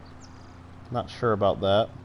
Wonder if there's a chat somewhere on PS4 that you're not seeing. There is, so if you... That's how I find a lot of people. If I go on the PS4, and Michael M probably could do it if he's on his PS4 right now, you can go in and like view people's streams. And I'm getting a friend request from Tryhard. I'll do that. So if any of you guys are watching on your PS4 right now, let me know if there's just a bunch of spam comments coming in. Yeah. It keeps asking me to do custom lists of friends. That must be a new thing. Hey there, Paisley and Daddy Show. Boomba Shoots crew, and he goes, okay.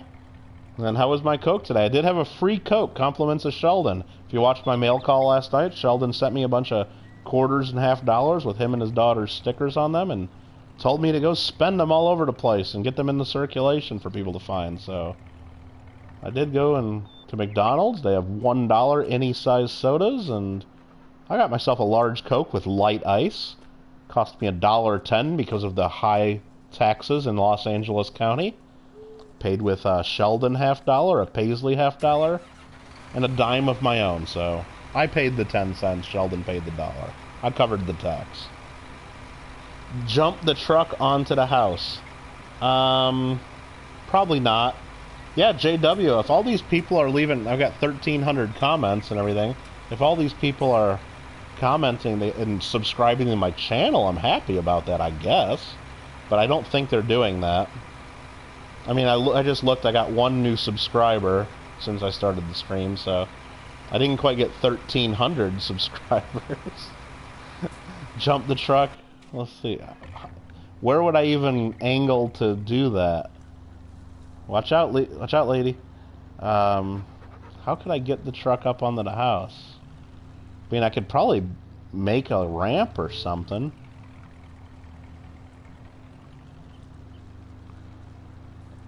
I mean, there's a little bit of a bump there, but I couldn't even get... There's no way I could even get up on this house. There's nowhere to jump from. You guys are crazy. That there is not possible. Just go to the manure pile and back... Dude. I don't think I can get that much air. This isn't Goat Simulator where you can just go flying through space. I don't think so. Oh, thanks, Tryhard. Appreciate it. So are you watching from the PS4 or are you on a computer watching? Did I pick up all that silage? Look at that. I got all the silage, so let's go ahead and get this truck and mess up my conveyor belts. And we'll go dump this into our biogas plant. And then I'm going to go buy myself some slurry spreaders and a slurry truck so I can start getting the slurry unloaded in here and start harvesting that digestate that the plant makes and using that as fertilizer for free. So we're going to dump this in here. It's going to fill up because we've already got a bunch of stuff in there, I think.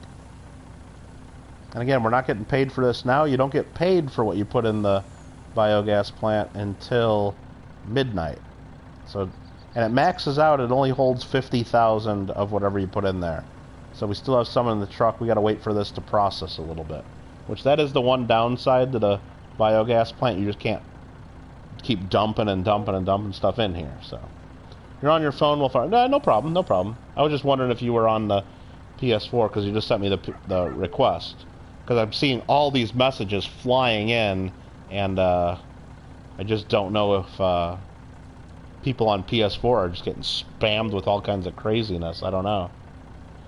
I guess, hold on, you won't see the screen for a second. I'm going to go into my options and see if that's an option where I can change broadcast settings. Let me just see. View comments. Hopefully you guys... Yeah, I'm viewing comments right now in the options, and I'm only seeing what I'm seeing on YouTube. There's no spam or craziness here, so... At least PS4 isn't showing me anything nuts. So, hopefully you guys can still hear me talking. If you can't, I just went into PS4 and I saw the comments that they showed me there. And I don't know why it's racking up that crazy number of comments. It's just really weird. Because I can't see them on my end, at least. Which, I guess we'll stop talking about it and go from there. Have some fun. Yeah, I can't jump. No, I can't jump that. So, Paisley and Daddy Show's doing good at work, doing some caulking. And the building has a lot of termite damage. Dang, that sucks. Not fun at all. Well, that's why Sheldon gets paid the big bucks. So, just change all your video titles that should contain penny to cent. Come on, Lima. Got to keep your videos your own the way you want it. You don't let other channels bully you around and tell you what to do. Come on. That's pretty funny, though. Alright, so this tractor here, we're planting sunflowers. I think we're gonna do... Where's my other tractors? This guy. I don't think this will do it. But let's attempt it, just to see. Where's my other planter? Let's try to plant some soybeans in the other field. I don't think this tractor... And you know what? We got a bunch of money. Let's not even play this game. I was going to try to hook this tractor to this huge monstrosity that we have for planting things like wheat and soybeans. But this tractor ain't going to pull that. So let's just go sell this tractor and get a real tractor. I mean, we just sold all our soybeans and we're flush with cash. We got 1.1 mil. You're not bullying, you are teaching me. Okay, well, as long as that's your decision. As long as that's your decision, so. How about JW winning my giveaway last night in the mail call? Like, how rigged was that, right? The one guy that complains about me not being able to pick him and always saying it's rigged, and then I finally give in and let him win. Right? Oh, Sheldon, I just got a message on Facebook from my sister saying that your daughter is adorable because I sent her my mom the link to the mail call you guys did the other day when I sent all that chocolate. And JW won it finally. And you weren't number one. That's what was funny. Because when I rolled 6, I almost said right then and there, ooh, so close to rolling that 1 for JW. I really actually almost said that. But I'm glad I didn't say that because you were actually number 6. Alright, so we're just gonna... I don't even care. This tractor sucks. I mean, don't get me wrong. The New Holland is it's an okay tractor when you're starting out and on a small farm and towing moderately sized equipment. So save those strongly worded emails for something else because it's not that bad. But we're going to go in here. We're going to sell the tractor. Do I really want to sell this? Yes. This vehicle tool has been sold. Did it even tell me what I got for it? Yeah, it's behind that little thing. I got looks like about 41,000. Yeah, 41,000. Okay. Those bird chirps are realistic? Well, I think so. I think it's cool. So now let's buy a tractor. I mean, he wasn't number 1 because you want to sell. Hey, it worked out then. It worked out. So, JW, here's where I need your farming expertise because you've played around with the hundreds of millions of dollars. I mean, I'm kind of leaning to just getting another John Deere 8 series like I got, you know, because I kind of like that tractor, but do I go all out and get one of these like crazy ones with the tracks? Is it going to be that much better, you think? I'm just going with stock. I don't have any of the mods. Don't know. Let's see. I need something that pulls some stuff, though. One of my fields is on a slight incline. I mean, they do have the John Deere 8RT series. That's basically the same as the 8R, but it's got tracks. That's this one here. It's basically the same one I got, but instead of wheels, it's tracks. You got the huge ones. So you think, I mean, should I just go right for the case, the most expensive one, the case quad track, and then beef that up, add an extra 83,000 bucks for the 692 horsepower engine? I mean, I think we should just get one of these. Yep, JW told me to get it, so we're going to get this. You have the two Challenger ones. Let's look. Okay. Well, there's an 800, and then there's a 900. Well, I think the 900's better for only $3,000. Looking at the stats, this one has more horsepower. Yeah, there's more horsepower. So we look at this one, and then you could even get bigger engines in it. You can get that up to 646 horsepower. Oh, this doesn't even have tracks. Wait a minute. Oh, dude, I could get triple wheels.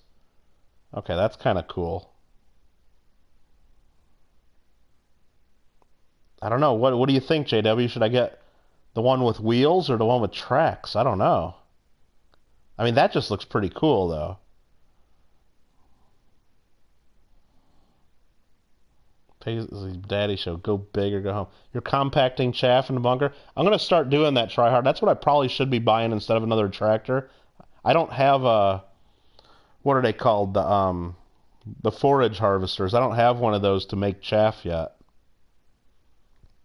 I mean, I just started growing corn, actually, so I'm starting to get into that, but you don't have many... And this does look cool. An extra 28 grand to do the triple wheels, huh? So that's 646 horsepower for 508 grand. Or I can get this guy, 692 horsepower for 521 grand. All right, let's have a vote in chat. You guys got like 1 minute to respond. Do I get the red one with the tracks or the orange guy with the upgraded engine and the triple wheels? So triple wheels or the tracks? Or sorry, yellow one, I should say. It looks orange on my screen because my colors are messed up. Tracks are fun. Tracks. Well, JW is voting multiple times here, so that's kind of throwing me off. John Argent says the tracks. We got two. Lima's going for the yellow-orange one. It's yellow on my phone, but orange on my TV for some reason. So it looks like we got a couple votes for tracks. Lima's on his own with the wheels. We're not getting very much participation from the viewers here. Official vote is track, says JW, and JW is a mod. So unless we get some last-minute mail-in votes from the absentees, your favorite... Well, now we're back to even. Mikey just popped in right before I'm ready to make the purchase. I don't know. Sheldon might be the tie-breaking vote. You like the color. Okay, so you're not really looking at the stats. Now, me, just as one that wants the numbers a little more and crunches the numbers, I like the red one here because it has more horsepower if I upgrade it. Tryhard says the dearest one? I don't know what that means. The dearest one. You mean the John Deere? I already got a John Deere. I kind of like the Challenger, though. The tracks just look kind of weird. Check out that Fendit tracks. Okay, let's see what this looks like for comparison. So if we just go all out, we can get this up to 646 horsepower. We can spread out the tracks a little bit, which I don't know if that's really necessary. It's actually smaller tracks. So this is relatively the same amount. It's okay. I don't like this one as much, though, for whatever reason. This one, the one that cost the most, Tryhard says, you know what? I already got my John Deere with the dual wheels. I might keep this Challenger in mind for a third tractor when I'm ready. But I think we're going with the quad track. I don't have one with tracks.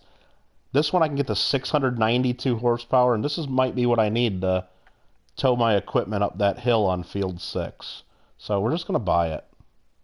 Sorry, Paisley and Daddy, you're too late on your vote. Even though I see your vote right now, I'm going against it, and I just bought this tractor. There we go. Too late. Messed up. Oh, yeah. Let's check out the inside. Oh, yeah. You can thumbs down me if you want, Sheldon. I understand I didn't listen to you. So, no problem.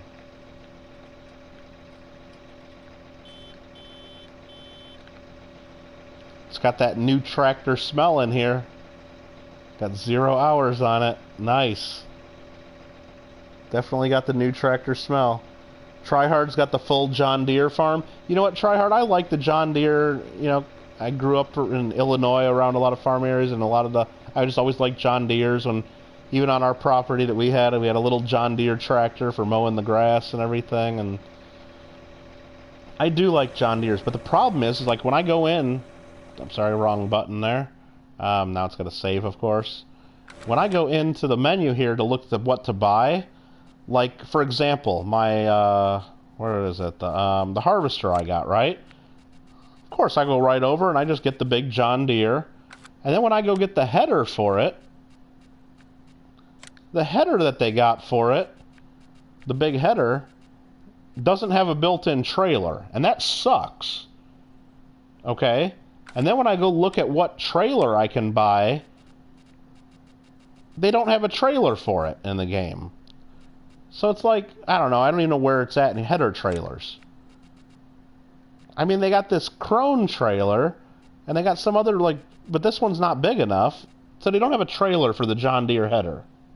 So basically, I sold the John Deere header that I had because I wanted it to match, and I bought the New Holland header because it has the built-in trailer. So John Deere just doesn't have every... I mean, I guess I could do mods and down... I know there's a mod trailer for it that I read about.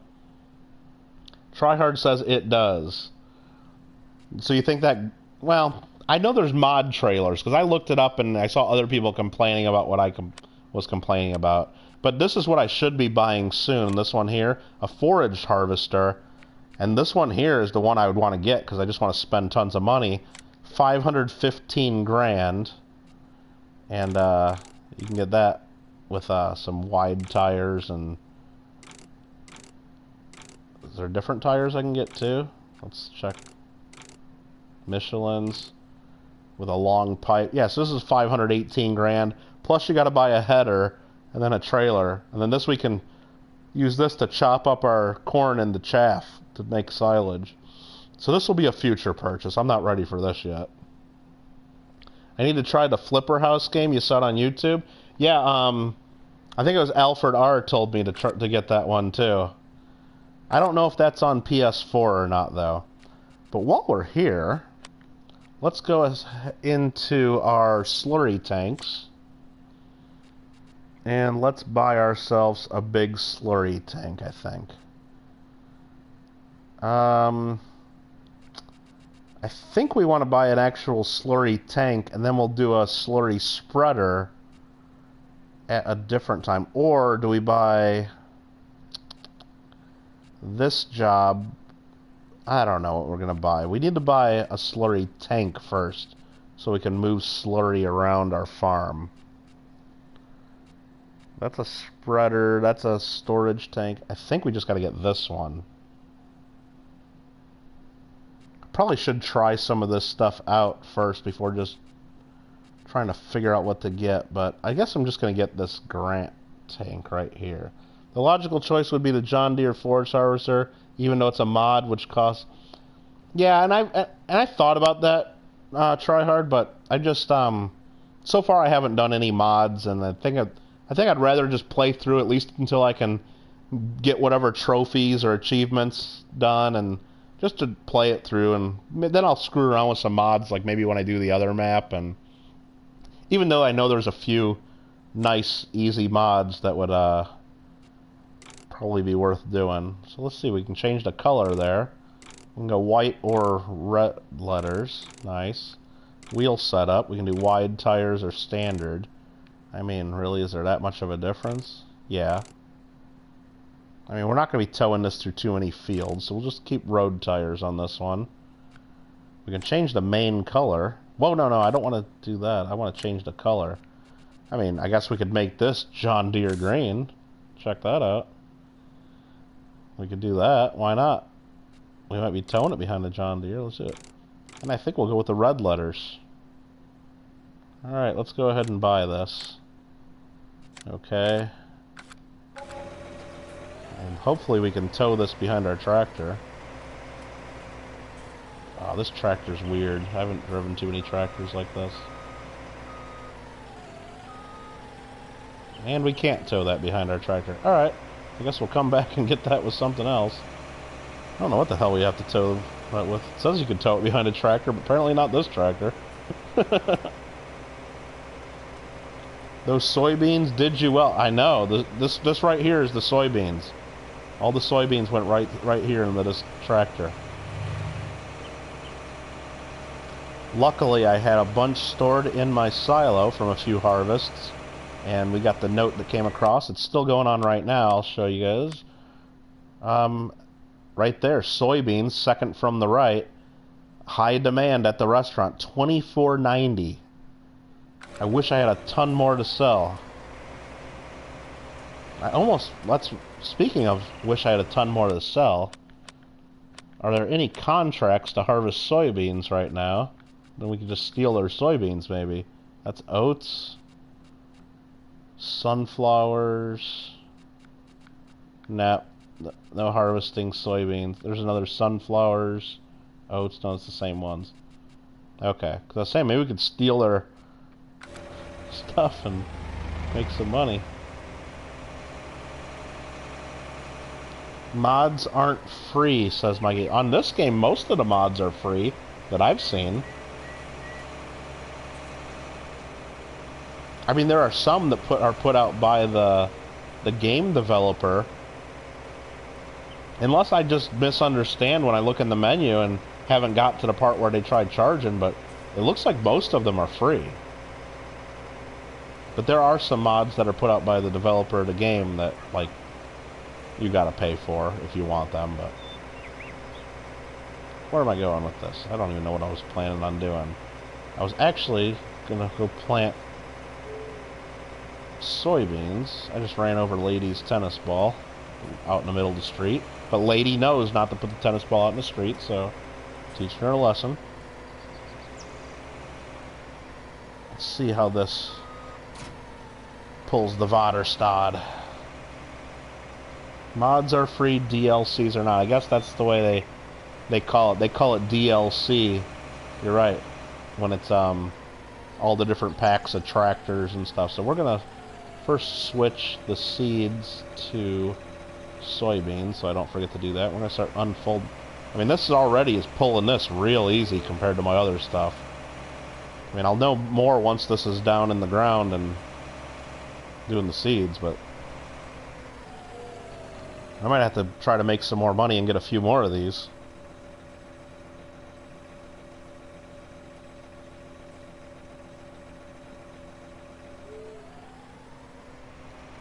Alright, so let's just go ahead and lower this, turn it on, and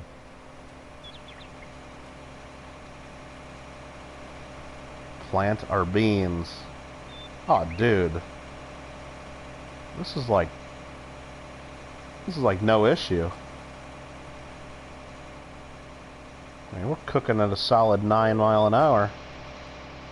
We need the actual realism. We can only do all of our stuff from inside the cab, right? No leaving the cab? No, not a chance. I mean, we're doing 16.1 kph. I still don't like that the interior gauges are in kilometers when I tell it I want miles per hour, but... I'm not wearing my seatbelt. Look, right there, confirmed. We can look down and see that I am not wearing my seatbelt. I see the latch right there. I don't know. I'm not belted in. So that is an issue. What about God mode and graphic mods to make the game look better? I don't know about those. You think they should ban it because hackers can... Yeah, I haven't looked into any of that stuff. I don't know. Alright, so this guy is still planting sunflowers over here for us. We can probably dump the rest of the silage in here now because the plant's been cooking up a bunch. Are we going to empty it? Nope, there's just a tiny bit left that we got to wait for. That shouldn't take too long. That guy is doing sunflowers again. I mean, this guy is just cruising. What a wise investment. I need to go get that slurry tank, though. I don't know. Let's just see. Let's drop off the... Let's see if our little red guy will tow that. Let's just see. Will our little red guy tow the slurry tank? Because this tractor is becoming pretty much useless at our Kittle Farms operation. I mean, this was one of the original tractors that we got with our farm, I believe, when we started. This one's been with us since the start.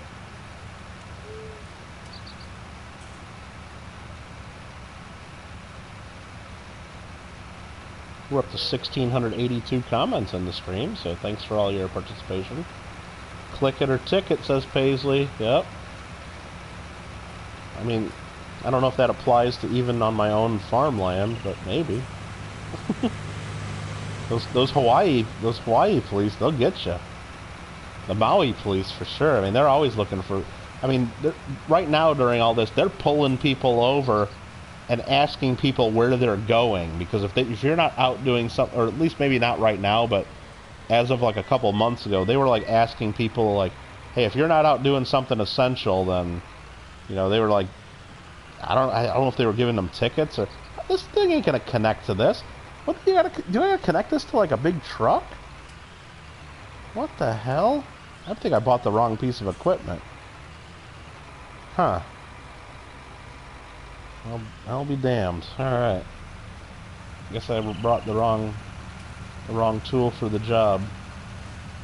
But yeah, the Maui police were actually going around and pulling people over, saying, where are you going? And like, because you were supposed to be at home under lockdown, and really, if you have half of a brain, all you had to say is, I'm going to the grocery store, and then they leave you alone. But they were actually pulling people over and like interrogating people, and it was really pissing people off. At least that's what I heard from family and friends that live there. But... And they're also like, they also have a hotline on Maui to where if you see people out like in your neighborhood or at the beach or at places that you don't recognize and that you think are tourists, you can basically call a hotline and rat them out, because all tourists, if you go to the island right now, you're put on a 14-day quarantine. It's where you can't leave your hotel room or wherever you rented, or even if you have another house there or something, you're put on a mandatory 14-day quarantine. So they actually have a hotline that people call that you can rat people out and say, hey, I don't recognize this person, and can you check on them? And it's like, I mean, I don't know. It's pretty extreme. Pretty extreme. And some people compare that to some stuff that's happened in some countries that, you know, that aren't looked favorably upon in history. Let's just say that. So we don't need to get into that too much. But what do I gotta do? I gotta find my big truck now. This guy. Let's just dump the rest of this in there. Will it take it yet? Yeah. Alright. I think I gotta take my damn semi-truck down there to get the slurry. I thought I was buying something I could pull behind my tractor. Guess not. So let's just detach this right here.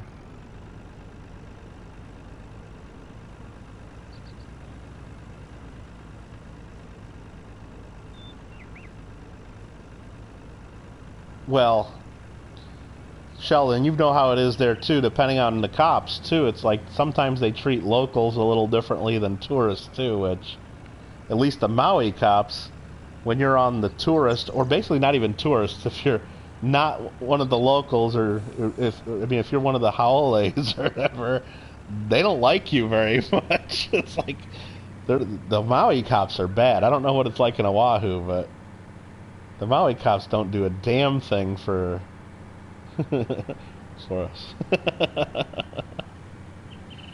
They're all against us. It seems like it's bad there. Now this better work. This should work, right? There we go. Dang. What a project. Hopefully this is all worth it.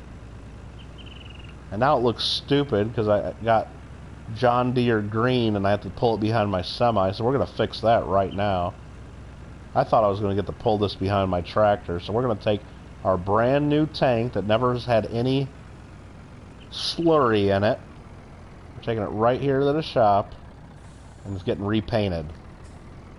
We're wasting thousands of dollars repainting a brand new tank, because that's the way we roll at Kittle Farms. We're going to customize, change the color. We're going to go right to, I believe we want jet black. There we go.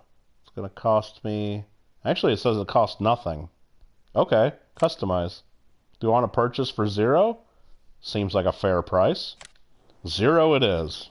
Sold. I won't negotiate that price when it's $0. There we go. Now we're styling and profiling. If you buy a dolly, we could... Yeah, you know what? Try hard, you're correct. I forgot that was an option. That is correct. Thank you for that. I might need to do that, because I might not want to drive this around with my big truck here, but I forgot that was in here. Think they need to force people to get tested before they... Well, that's the thing, Mikey, though. I mean, the tests, if there was a test that like you could instantly say, yes, as of right now you have this or you don't, then of course that everybody should be tested before they go anywhere. But the test, you actually have to send it back for processing, and even if it takes hours, you can't do that, because what are you going to do? Make people like stand there for hours under quarantine until the test comes back? In most of the tests actually take more than a day. So that test can come back, sure, the people are fine, but during that day or two that the test was getting processed, they could have went out and caught it. So the test is meaningless at that point. So what they do is, instead, like they've been doing in a lot of the Asian countries, and they do it here too, at some places, I've already seen it, they have the people, they'll take your temperature and they make you, and I think when you fly, you're going to have to either sign something or, you know, or it's just understood that, yeah, I haven't had any symptoms, don't have a cough, I don't have a fever, but they'll take your temperature too. So, I mean, that's the best they can do, I think.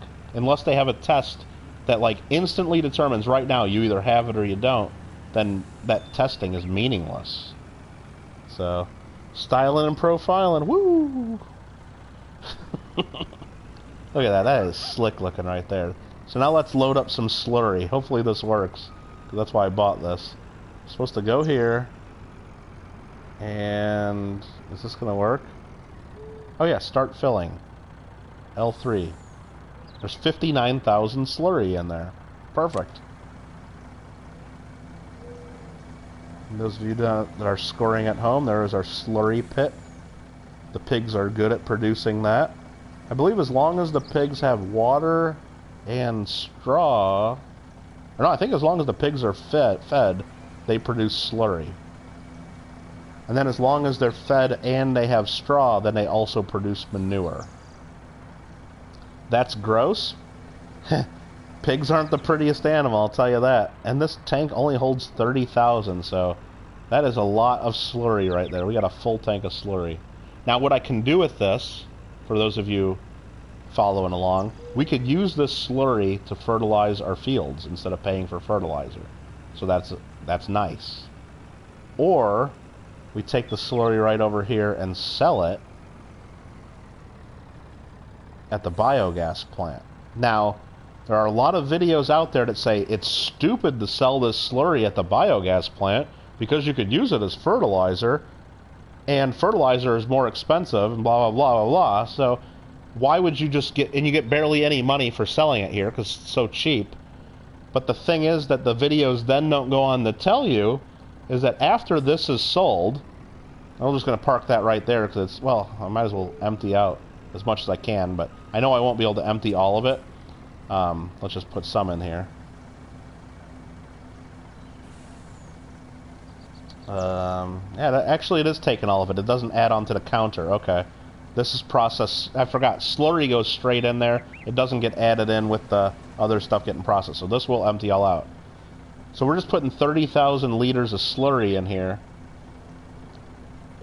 What they don't tell you is, sure, we'll get paid for this, but in addition, because we own the biogas plant, we can go over to the next tank and get digestate, which we can use as fertilizer. So by putting that slurry in there, it's going to not only pay us money, but also produce digestate that we get for free and use that as the fertilizer.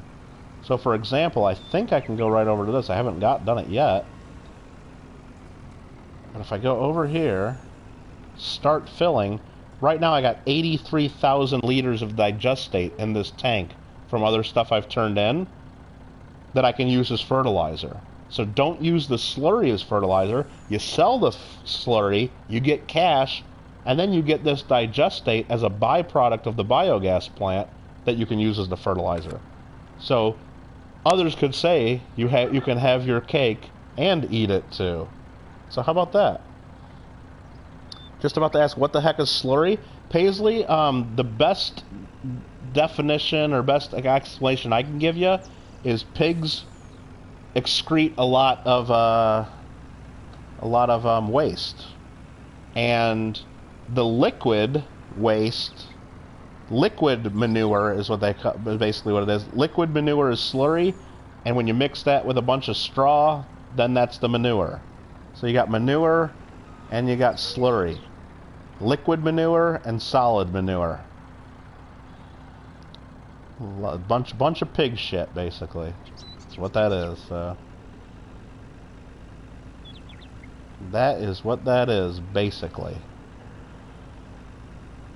Alright, I guess we might as well empty out the rest of this since we got the truck all set up and ready to go for it right here. So we'll start filling. We got another, almost a full truckload. Your brace they just replaced on your teeth got loose, hanging in the wire. Yeah, you said you had to do a surgery though. That sounds Ric Flair, right? Actually, speaking of Ric Flair, because his Big Mill likes to do the Ric Flair, you know, sayings and all that in his streams, and he's pretty fun with that. For some reason,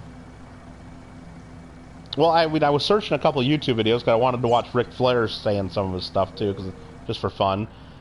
And because I searched Ric Flair on YouTube probably a few weeks ago, on my Facebook, all of a sudden Ric Flair pops up in a sponsored ad wanting me to go to that site. What is it? It's where you can pay like celebrities to like do shout outs for you. What the hell's the site called? Cameo. So Ric Flair is on Cameo, and basically you can pay him to do like a little video for you where he'll like yell at you and say woo, and it's like you're styling and profiling and you're the man and blah, he'll basically do a video for you if you pay him. Lima, sorry I let one slip. I guess PG-13, I can say one every now and then, I guess, so sorry about that. But most of the people on Cameo, there's all kinds of different people. Is it not going to let me? Oh, I guess I've maxed how much I can put in for a while, so it's still processing, so there's 7,700 still stuck in the tank. So we'll come back and visit this again later. Did this guy finish?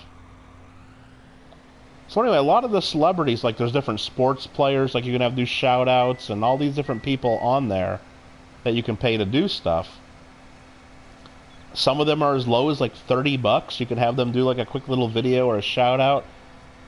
Most of them are in the 50 to 100 range. The people that think they're really special and more famous, and some of them indeed are, like There's got some big names on there. They'll do a quick little video, like shout out for your birthday or something. Some of them like getting to the $100 to the $300 range. Well, Ric Flair, you know, he's like above everybody else. His is $500.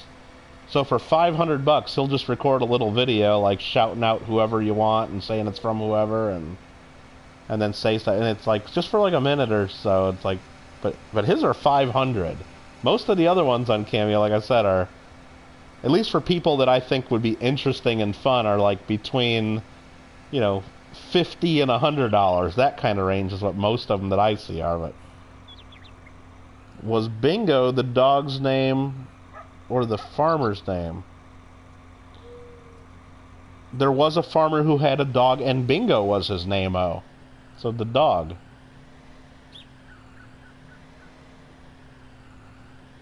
Because it depends on where the comma is really in the sentence, because there was a farmer who had a dog, and Bingo was his name-o. So I would say that the and Bingo was his name-o is modifying dog.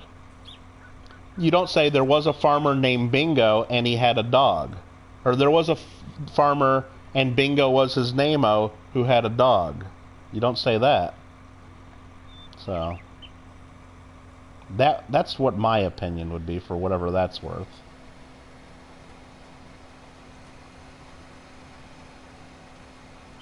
Not to mention that a farmer named Bingo would be sort of odd, wouldn't it? A dog named Bingo, less odd. Alright, so we got our sunflowers planted.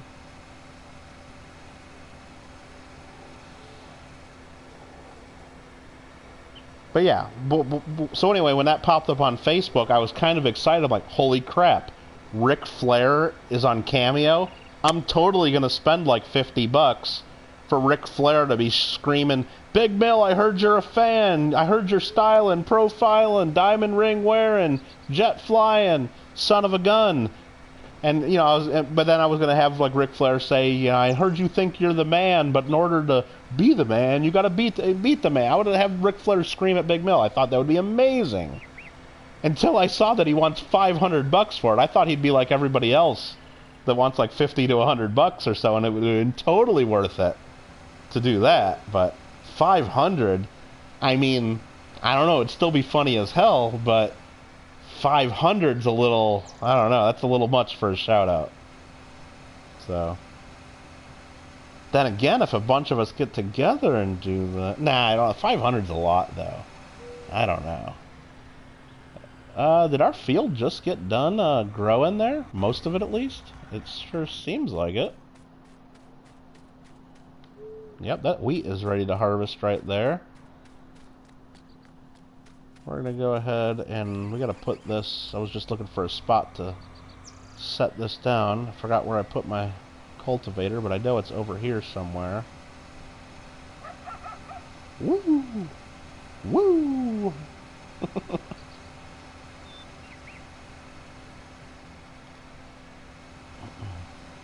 So we'll go ahead and put our planter right over here for now.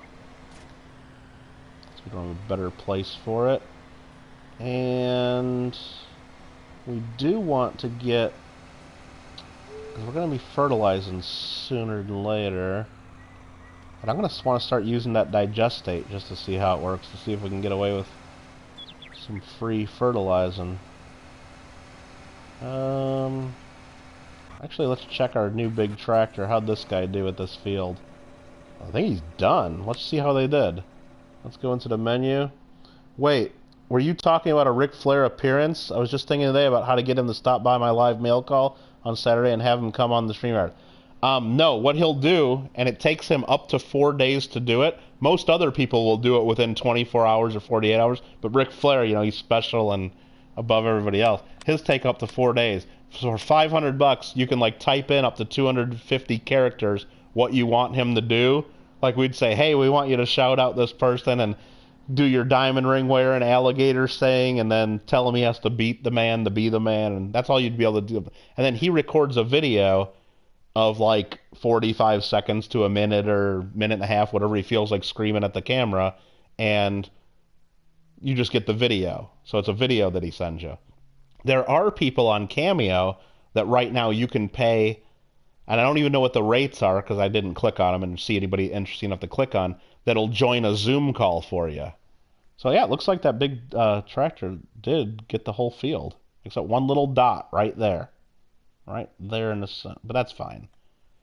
So yeah, we did a good job with this. We'll go ahead and fold this up. So yeah, but then again, JW, for $500, if we could have Ric Flair like screaming at Big Mill for like a minute or so, that would be a pretty good intro and stuff for his video. But it would be so much cooler if like you could actually talk to him for a minute or something, or at least be able to say, "Hey, Ric Flair, look at this guy." I did miss one little spot. That's the spot we missed. We'll go ahead and fix that while we're here. So he could see what Big Mill does, and then he could actually comment or join it. I don't know. $500 is just a lot of money to pay him to do that, though. When everybody else is like, again, there's actors, like A-list actors on it. Well, maybe not A-list, but like right up there. People like everybody knows that they're only charging like $150 or $250 or something for like the same thing. But Ric Flair is like one of the most expensive people on the whole damn platform. It's crazy. So, but as soon as I saw it on my Facebook, I'm thinking, oh my god. I went right to the site, I clicked on it, and I'm like, if this is like $50 or so, I'm gonna do it right now. I'm gonna pay Ric Flair to scream some stuff. But no, it wasn't just that. It was way too much. You know how crazy it would be if Ric Flair subscribed? Yeah, that we'd have to put that in the instructions. And also, please subscribe to our friend's channel. Looks like our guy missed one other little spot here. Okay. Again, we could leave this. It won't really affect our harvest that much, but actually there's one more little spot. But we're going to do it while we're here. We're going to lower this. Come on, unfold, unfold. Mikey thinks he found a 95S double die, full steps nickel, mint condition. Well, first of all, you say S, that means proof, because the only 95S's are proof coins. So you don't need to say full steps, because every proof coin is full steps, by the way. So that's redundant. That's why you don't have nickels graded proof 69 full steps deep cameo, or proof 70 full steps deep, because they're all full steps. They're proof coins. They're made basically perfect for collectors. But I don't know if I don't know double dies or anything on that or not, so I would have to look in cherry pickers or look on PCGS to even see what exists. And looks like our corn's ready to harvest. That's good. So we'll fold this up and park it, and then we'll get our corn harvesting. Sometimes people put proof nickels in circulation.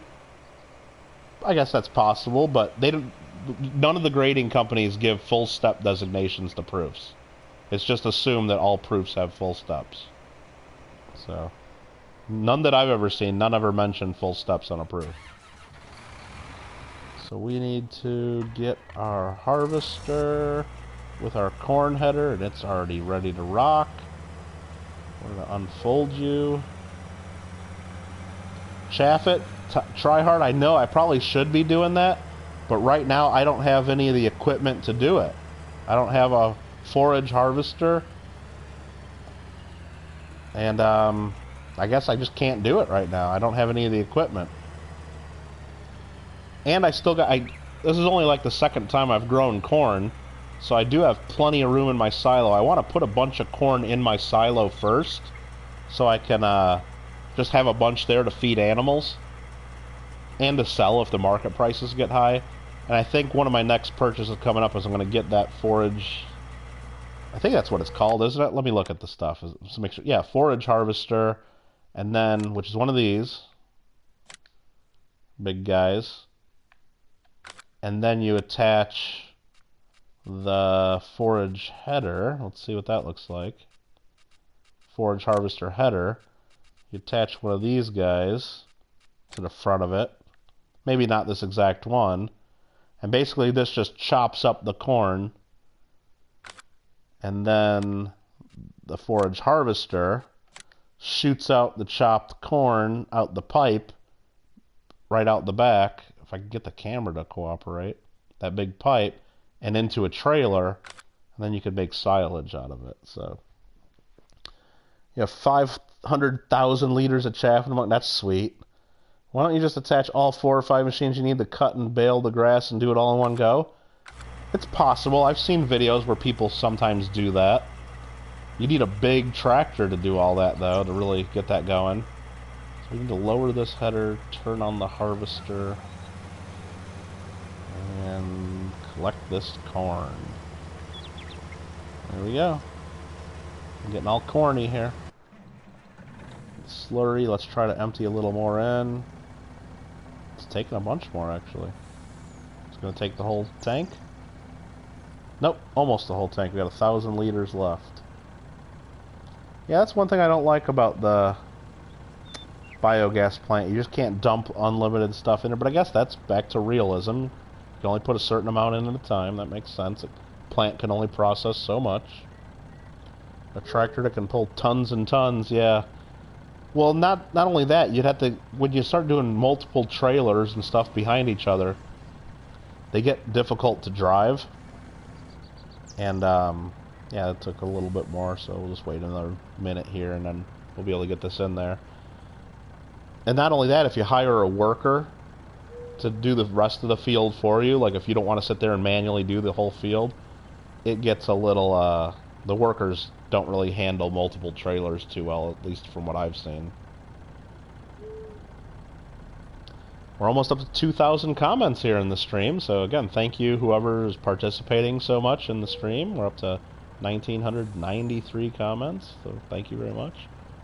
1994. Ooh. Very, very cool, I guess.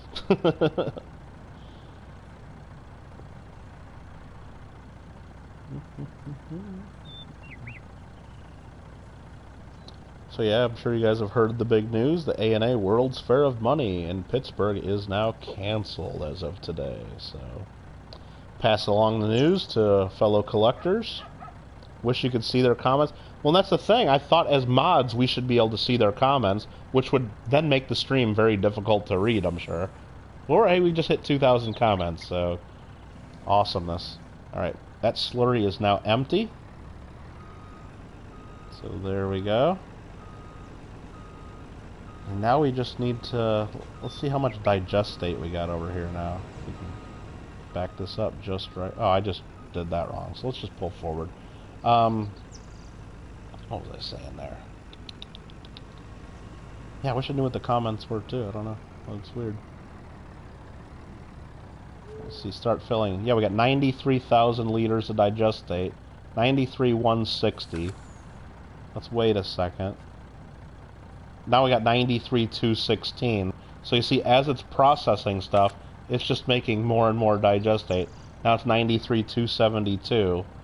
So everything we dump in this plant, the byproduct of it is money that we get at midnight and digestate that just constantly starts filling this huge tank over it. And I don't even know how much this holds, but it's pretty cool that we can use that as fertilizer.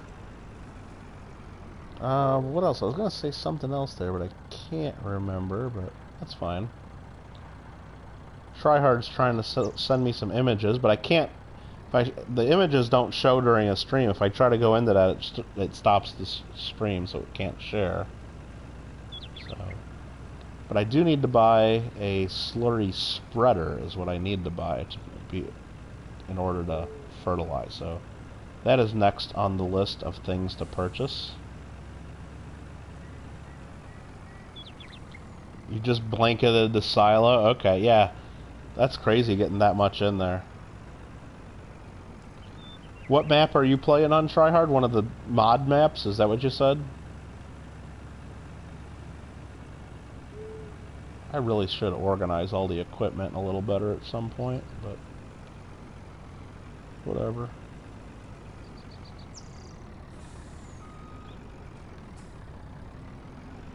Whatever. Lone Oak, huh? Alright. Let me check here where we're at now. So, this field's getting harvested. This field will be harvested next. We just planted 13 and 7.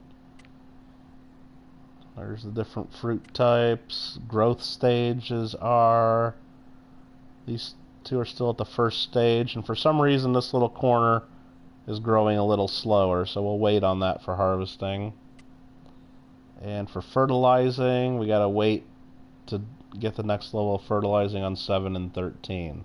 So while we're in here, we will check our contracts.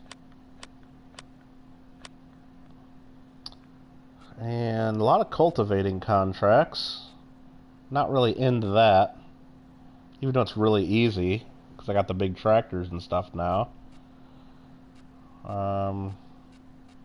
All these are cultivated, but yeah, am I really going to run down to field 24 to cultivate their field for 178 bucks? Not likely. Not likely. Couple harvesting still. This is oats and that's sunflowers.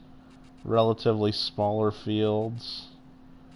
Yeah, I guess we're just not going to do a contract right now. That's fine. That's fine.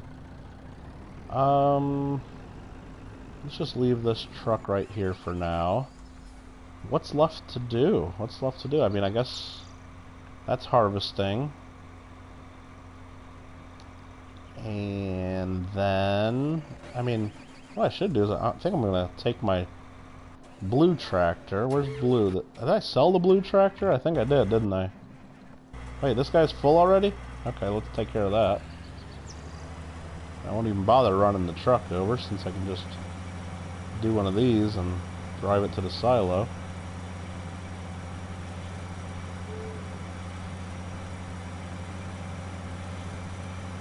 I think I sold the blue tractor, didn't I? Yeah. I kept the red one. That's what I did. I sold the blue one. Okay, well, we'll see if the red tractor could do the job that I'm thinking of right now. So we'll take this here. Gonna wedge this just like that, and he'll dump the corn right in. I know that looks a little corny, doesn't it? Like, because he's dumping the corn in. I said it's corny. See what I did there? Alright. Yep. And that's why my stream has 2,060 comments. Dropping the corn in. And now we'll put our pipe back in and head back to the field. Whoa, watch out, tractor. Came out of nowhere. Probably shouldn't be parking in front of my silo.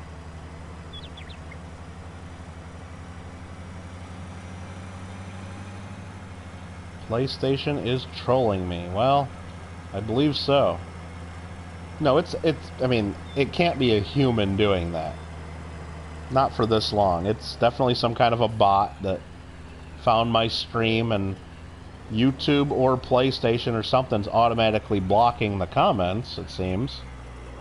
Which is nice, and I appreciate that if they're listening. And but what's not getting automatically blocked is that number count somehow. So somehow the count on the screen is still coming through. Which, whatever. Alright, so you're going to keep working. And the next thing I was going to do is I'm going to get my red tractor. Not that red tractor, this little guy. I'm just going to see if this guy can do the job. I'm going to go top off the water tank. Why can't course play work on console? Is that like where, I think that's the thing, JW, he sent me a video like where there's like different like games you can play and like online with other people, and seemed to be some cool stuff you can do. I forgot what the name of it was, like the Farming Simulator League and stuff like that. There seemed to be some pretty cool stuff, but yeah, I don't think that works on console. Let's see if this... Oh, I guess this is over here. This tractor should be powerful enough to tow a little water tank. Otherwise, it's totally useless. Oh, I made a mistake. I shouldn't have sold my blue tractor. That's the only thing I got with a front loader attachment. And now I don't have anything to scoop up my pig food. Dang it. Dang it, dang it, dang it. Now we got that to deal with. I should have just kept my blue tractor. No, I just remembered that once I saw my front loader over there. Right there, my front loader attachment.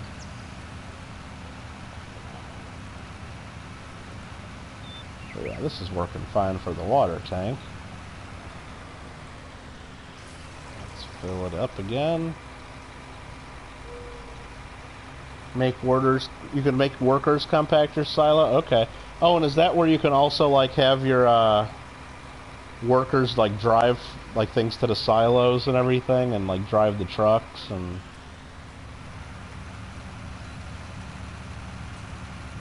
Yeah, that'd be kind of nice.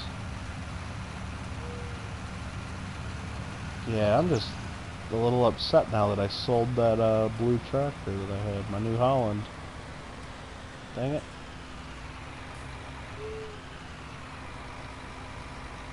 Let's put some more water in here. Oh yeah. And we've filled up the water, so let's just check our pigs again, the stats, how we're doing. And we're at only 78% productivity because they're getting dirty. You got to keep those pigs clean. But we can't clean them anymore because I don't have a front loader. Darn it. Let me just check here. Did the John Deere tractor I buy have a front loader attachment possible? Can I put a front loader on this? I don't think you can. Yeah, I don't think you can on this guy. That's unfortunate. So I can't put it on that. I'm sure this big guy can't either.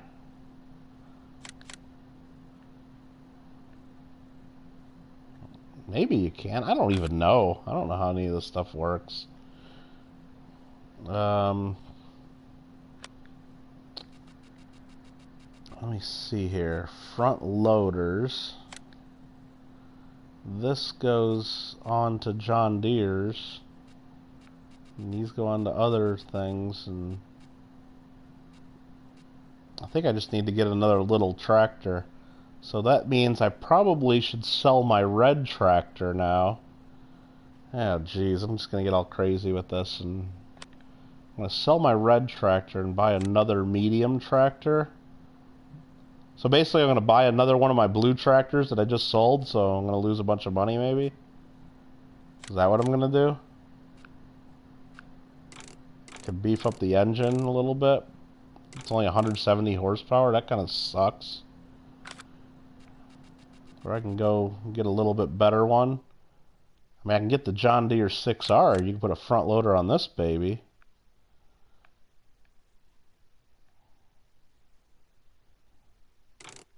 But of course, I'd want to upgrade it. I'd want to upgrade that. I'd want the front loader. And heck yeah, I'd probably put some twins on it. Why not? So this is going to cost me $250 million bucks? Wow, I screwed up by selling that thing for 44 grand. Yikes. I don't like this now. But what do I do? I just need a tractor just basically to clean up the pigs. So let's just think about this for a second. Let's just go into small tractors. For 65 grand, I can get one of these little junkers. Or I can get the Fendt. Or this little New Holland. I mean, we're getting into more expensive ones we go on there, but the cheapest one I can get is this guy here. And I can, looks like I can do the front line. I can actually paint this in the John Deere colors. So I can have myself a fake John Deere. And the rim color, I can change the color. So basically I can make myself a little fake John Deere. Gamer the Gamer, you now got done with the first map on SnowRunner. Those maps are huge. On SnowRunner, what? I don't know what SnowRunner is. Is that something I should know? I don't know that one. Or maybe I do know it and I just not thinking about it and I should know what you're talking about, but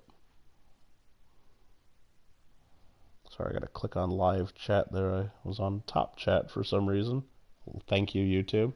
So I can buy this bad boy here and make, and from 50 feet away, everybody's gonna be like, dude, you're rocking a nice little John Deere though.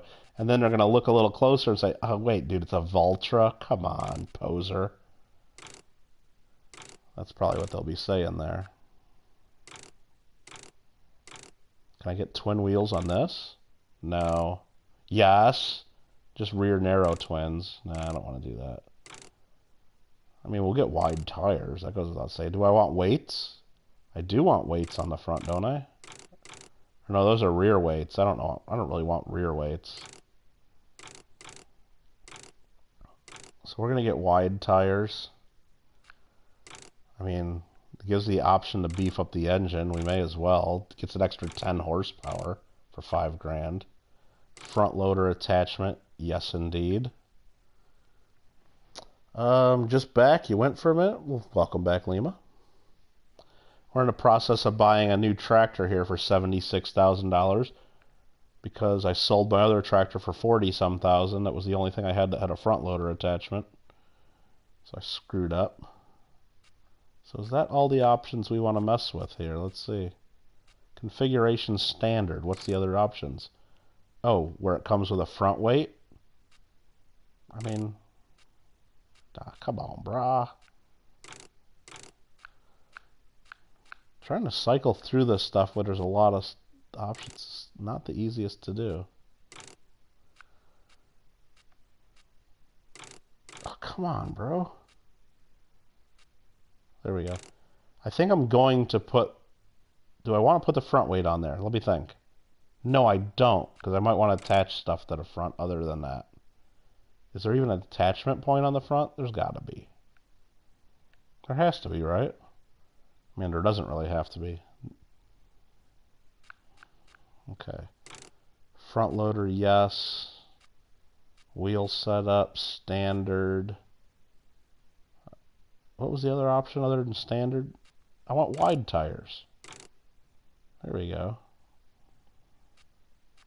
For some reason, all these options got reset when I went to something. Make sure all this is right before I buy it.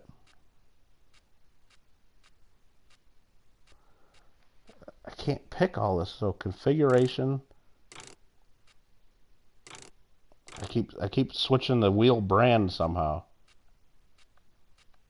Configuration standard. No, that was the front weight. Okay, standard. Trilberg, wide tires, better engine, and front loader attached. Yes, I'm just gonna buy it now. This is getting ridiculous. You can fetch your purchase at the store. Well, I'll fetch it when I'm good and ready. Thank you. Oh boy, that was ridiculous. It's a trucking game that just came out. Okay. And it's called Snow Runner. I mean, is it like a realistic simulator, like the European truck simulators and things like that? Or is it like more like an arcade game? I don't know if I've seen that one. Alright, so we're good there. We bought that. And I guess while we're in a buying mood, let's go for it. Let's go into slurry tanks. And let's get ourselves a slurry spreader. But first things first, I'm going to go into our fertilizer technology. No, crop protection. This is what I've been using right now. I've been using these to fertilize, filling them up with liquid fertilizer. And I just want to compare. These are 21 meters wide is what they spray. And I've been okay with that. I know there's much bigger sprayers and spreaders, but these are super cheap, and they get me 21 meter coverage. So just as comparison, I probably don't want to go much less than 21 meters, because that's what I've been used to. I'm getting spoiled with that kind of coverage. So when I go into slurry tanks, looking at, for example, this one here for only 62,000, it's only a 12 meter coverage. I don't know if I want to go from 21 down to 12. I mean, yee, right?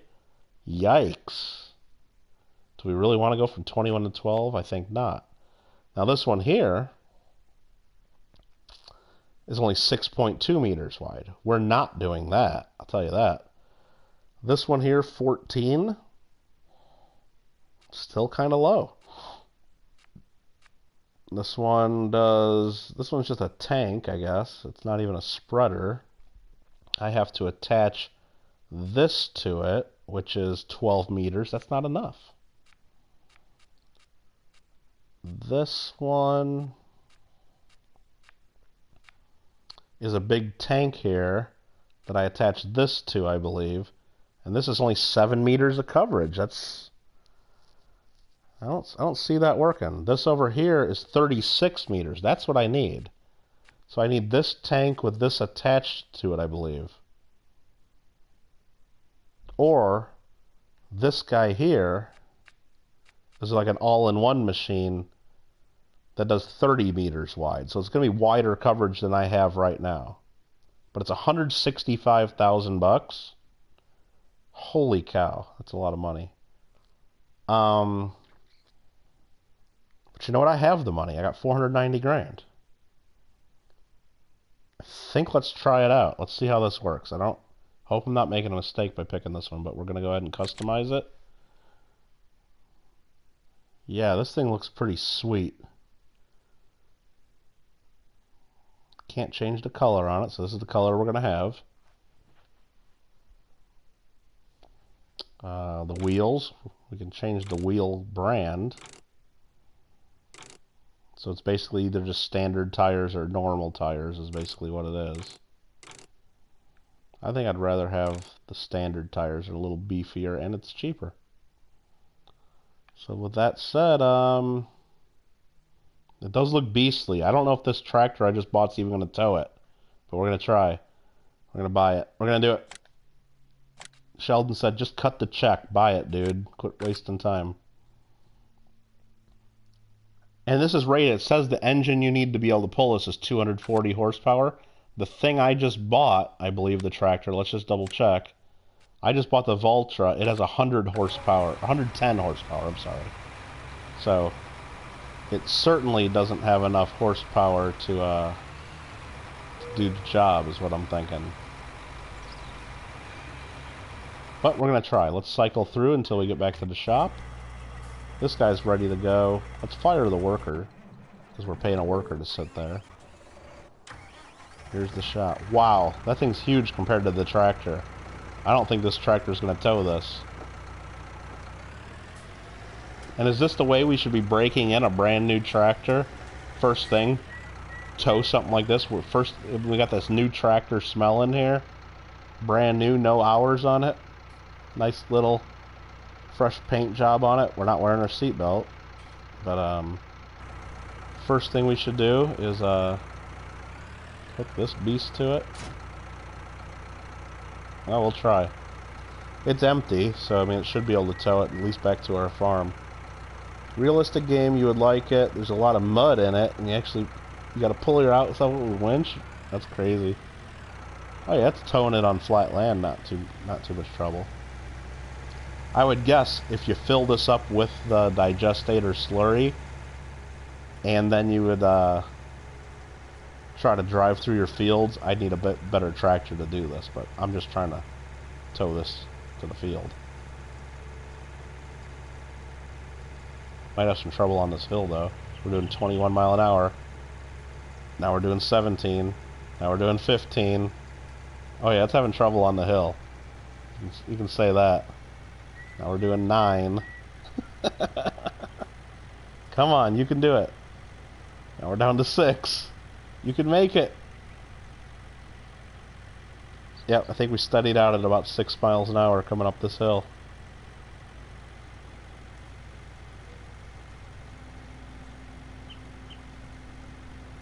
Yeah, I'll take a look at that snow runner. I'll try to... I don't know, I just had a 100 subscriber giveaway on my channel, and one of the things I asked people to do when they left comments was, let me know some other games you think that I might want to play or that you'd like to watch me. It's like, I got so many recommendations, and there's so many cool games that I could be playing, and that I should even be playing like right now instead of this, but I'm just stuck on this damn farming simulator game. When do you think you'll get bored of this game? It's fun to watch, but after doing everything, you'll get bored. Well, Mikey, that's basically what I'm doing right now. So, right now, like I said, I just bought this equipment. I'm going to try to get digestate in this and try to use that as fertilizer. I've never done that. Seems like a good idea. I own this biogas plant. The byproduct is digestate, so it doesn't cost me any money. It's mine already. It'll save me money on fertilizer. I'm going to try it out and see how it works. And then there's trophies in the game that I've been unlocking as we go on. I'm going to try. I'll try to get as many of those as are reasonable. Maybe I'll get all of them. Maybe I'll get stuck on a few. I don't know. So we're just going to leave that right there for now because we're not ready to fertilize. But yeah, at some point, once I've got all the trophies that are in the game or that I think I can even reasonably achieve, and I've tried raising the sheep, and I get to the cows, and I start filling these silage bunkers with chaff from the corn, and it's going to get really boring at some point because all that's left is making money and then buying more of the big tractors that I already have, right? It's going to get really repetitive. I mean, it's already kind of repetitive, but at least there's goals and I'm unlocking the next thing and getting stuff done. I got to repaint this this stuff now. I see that immediately. I can't have that blue stuff on the front of my tractor. But we'll do that right after we scoop this. But yeah, I think it's going to get really to the point where I'll have less fun with it, I guess, is for lack of a better way of saying it. But and it'll be a lot less interesting for people watching if every time you log on, all I'm doing is growing another big field of corn, chopping it up, putting it in the silage, and feeding it into the biogas plant, and then growing more corn, and then just doing that over and over and over. That'll get boring for everybody. I understand that. Oh no, I do want to keep that attached. I gotta go paint these.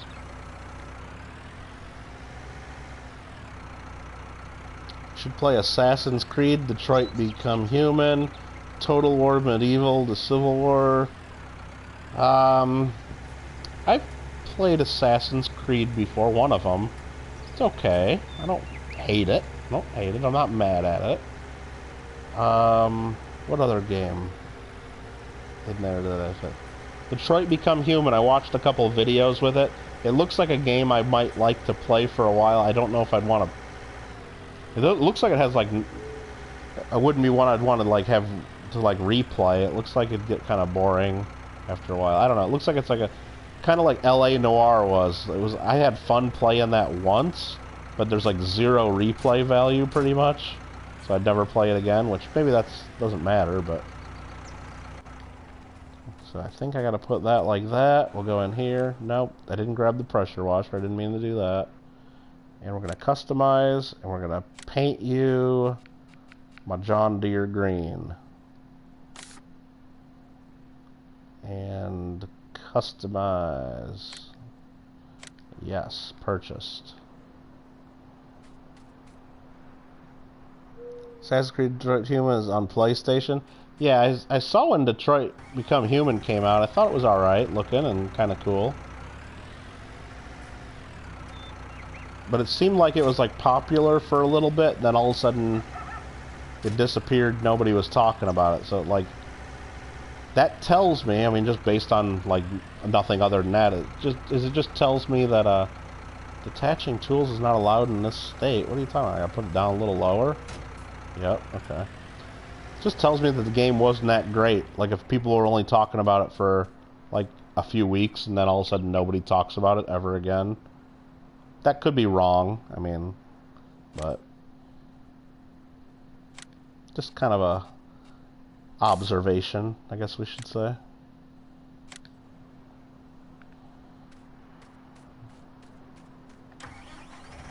Alright, now we're in good shape.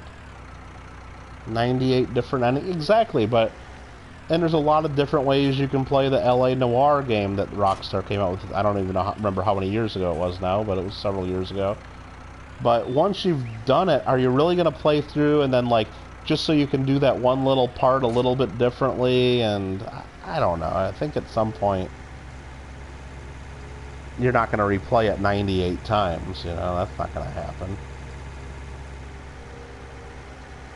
So this little tractor that we just spent 70-some thousand bucks on and then repainted this front loader, I think its main purpose is just going to be to sit over here by the pigs and clean up the pig food. Maybe we'll use it every now and then for small jobs. So, we'll see.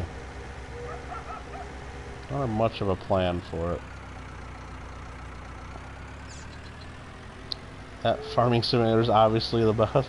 Well, there's other games, and I mean, like right now, like, I could probably just shut this stream down, especially since I got 2,340 comments, and then go over to my computer, fire up my computer, and then start playing Kerbal Space Program and doing a stream of that, because I haven't played that for over a year, I think, and I know I like the game, and I wouldn't mind playing that and streaming that, but I don't know, I'm farming instead, so I guess farming I'd rather do a little more of it. Or Civilization 6. I could play a game of Civ 6. That'd be fun, but right now, actually, I'd have to download Steam and install a bunch of updates, probably, because since I got my new computer, I never even installed Steam, because I haven't played Civ 6 or Kerbal since at least January, and January is when I got my new computer, so... You can do peace resolution or non-peace resolution. Yeah, I guess there's a bunch of, You may have just found a good deal, says Michael M. What's that? Call of Duty. Oh, Michael M. Let me just check to make sure, and hold on, those of you guys listening, we're going to take a slight pause. I got to look up a website real quick. Let me just find something here. Might be good for you guys. Hold on. I don't want to tell you, though, until I know the deal is good. I should have thought about this earlier, but let me look. Because I took advantage of it the other day, and it saved me some cash.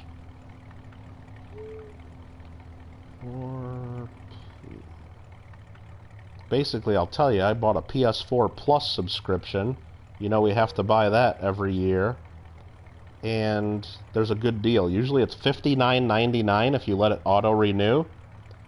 But... I think the deal expires today. Let me check this. Let me check to make sure it's still good. We'll see this deal. Is it taking me to their stupid website? Yes, it is. Okay, so...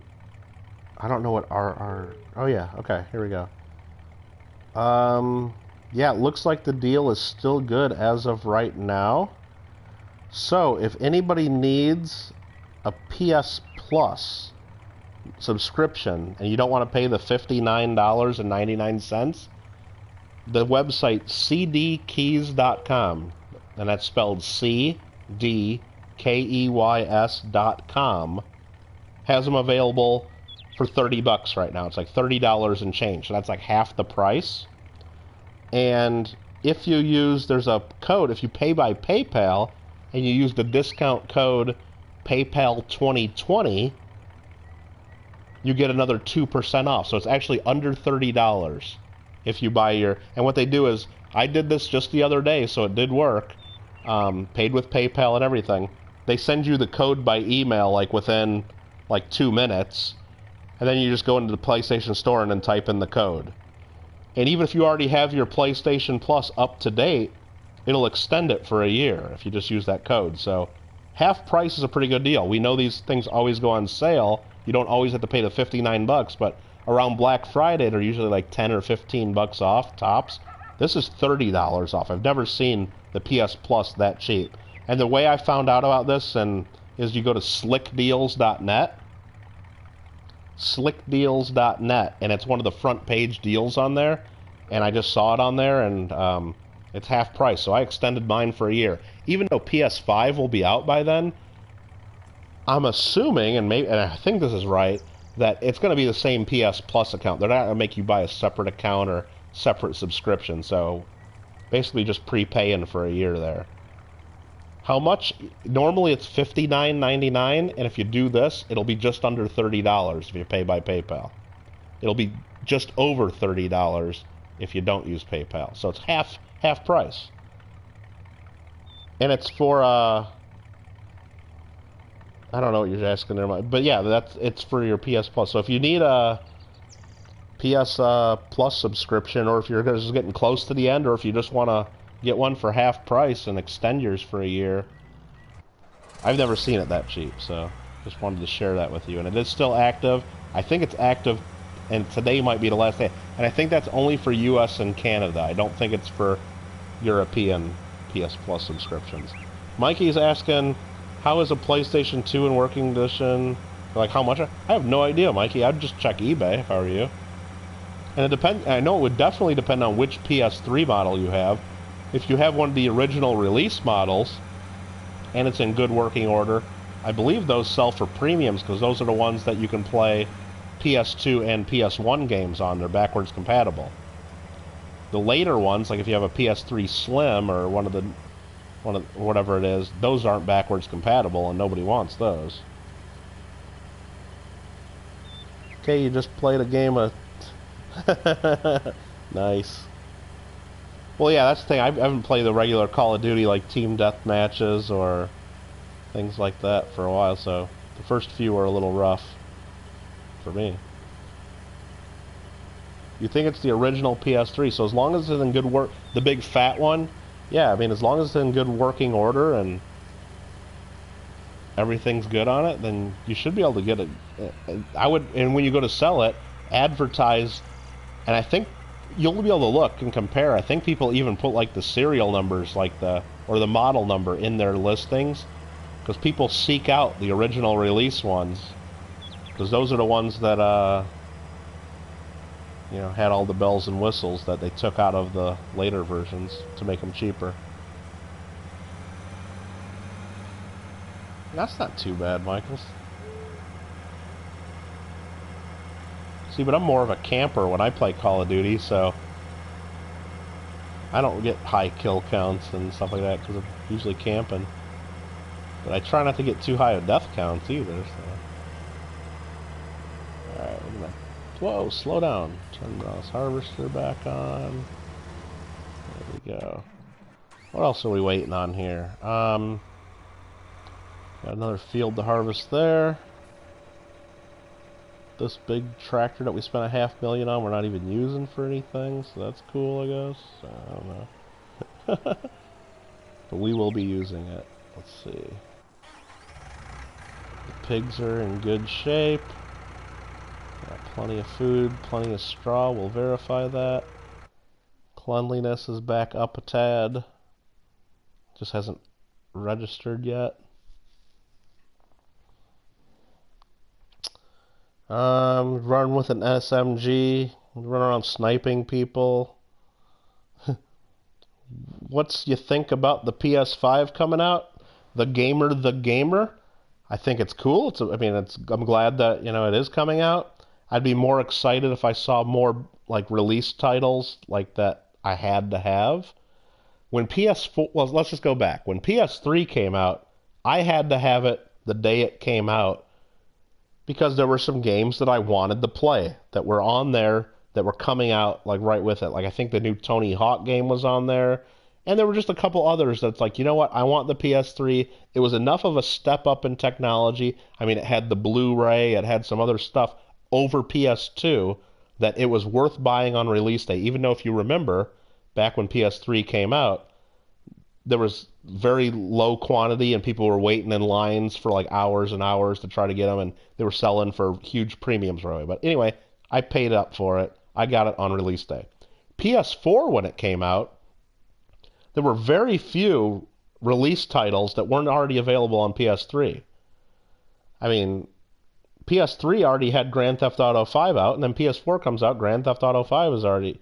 And then the same Call of Duty that was already on PS3, they were releasing on PS4. It was all the same games. There was no real reason to buy a PS4, in my opinion. So I waited almost a full year or so, I would say, before I bought a PS4 after it released. Because I already had the PS3. It was fine. All my friends had PS3. We were all playing the same games. None of us wanted to buy a PS4 because there were no new games that were worth going to get a PS4. So the way I approach the PS5 is similar. I mean, the technology is mostly the same. Yeah, I could watch a Blu-ray on it if I get the one with the discs, and It's all the same stuff. There's nothing special about the PS5 until the games are out, until there's a game on PS5 that I have to have because I don't already have it on PS4. The graphics difference aren't just that much, and you know what I mean? I gotta wait until there's a game on PS5. And so far what I've seen from the release titles, there's one game, Gran Turismo 7, that might get me to buy it, because I do like Gran Turismo. I haven't played, I played 3, I played 4, I played 5. I never got Gran Turismo 6, I guess, for whatever reason. But I really enjoyed those games. I liked the racing, I liked how they got really realistic cars, and it's just, I enjoyed the games. That might be enough to get me to buy PS5, but I don't know if that one game is enough. Now, of course, if they said Grand Theft Auto 6 is coming out pretty quickly after PS5 comes out, like, yes, I'm buying it, of course, because I gotta have Grand Theft Auto 6. Everybody does. Or if there was another new Call of Duty that wasn't going to be released on, and it looked cool, maybe that would be enough. But what will get me to buy it even quicker is if it's confirmed that PS5 will still play the PS4 games. And I would definitely buy one on release day. I'd pre-order it today if it was confirmed that PS5 will play PS4 and PS3 games, if it was backwards compatible. I know there were rumors, they were talking, I don't know what the final stats are or what the current news is, but I still hope that they're making it backwards compatible. Because I have a lot of PS3 games that I still play right now and that I would like to keep playing, but right now I have to switch cables in order to do it. If I could do it all in one machine, I would buy that PS5, pre-order it today. I really hope that it's backwards compatible to at least PS4, though. I don't know what, again, I don't know what the current plan is. The PS5 design is so weird, they purposely made it look futuristic. I mean, like I said, I don't really care what it looks like. I mean, I just care what it does. And I know there's two different versions. They're talking about one that's an all-digital version that doesn't even have a disc drive. No chance in hell am I buying that one. I don't care if the one with the disc drive is $100 more. I'm buying one that'll play discs, because especially if it's backwards compatible. I got all my PS4 games on disc. I want to be able to pop my disc in. I don't want to be sitting there downloading a bunch of crap to the hard drive. I want the discs. And again, I've already done this rant before on a previous episode or previous stream.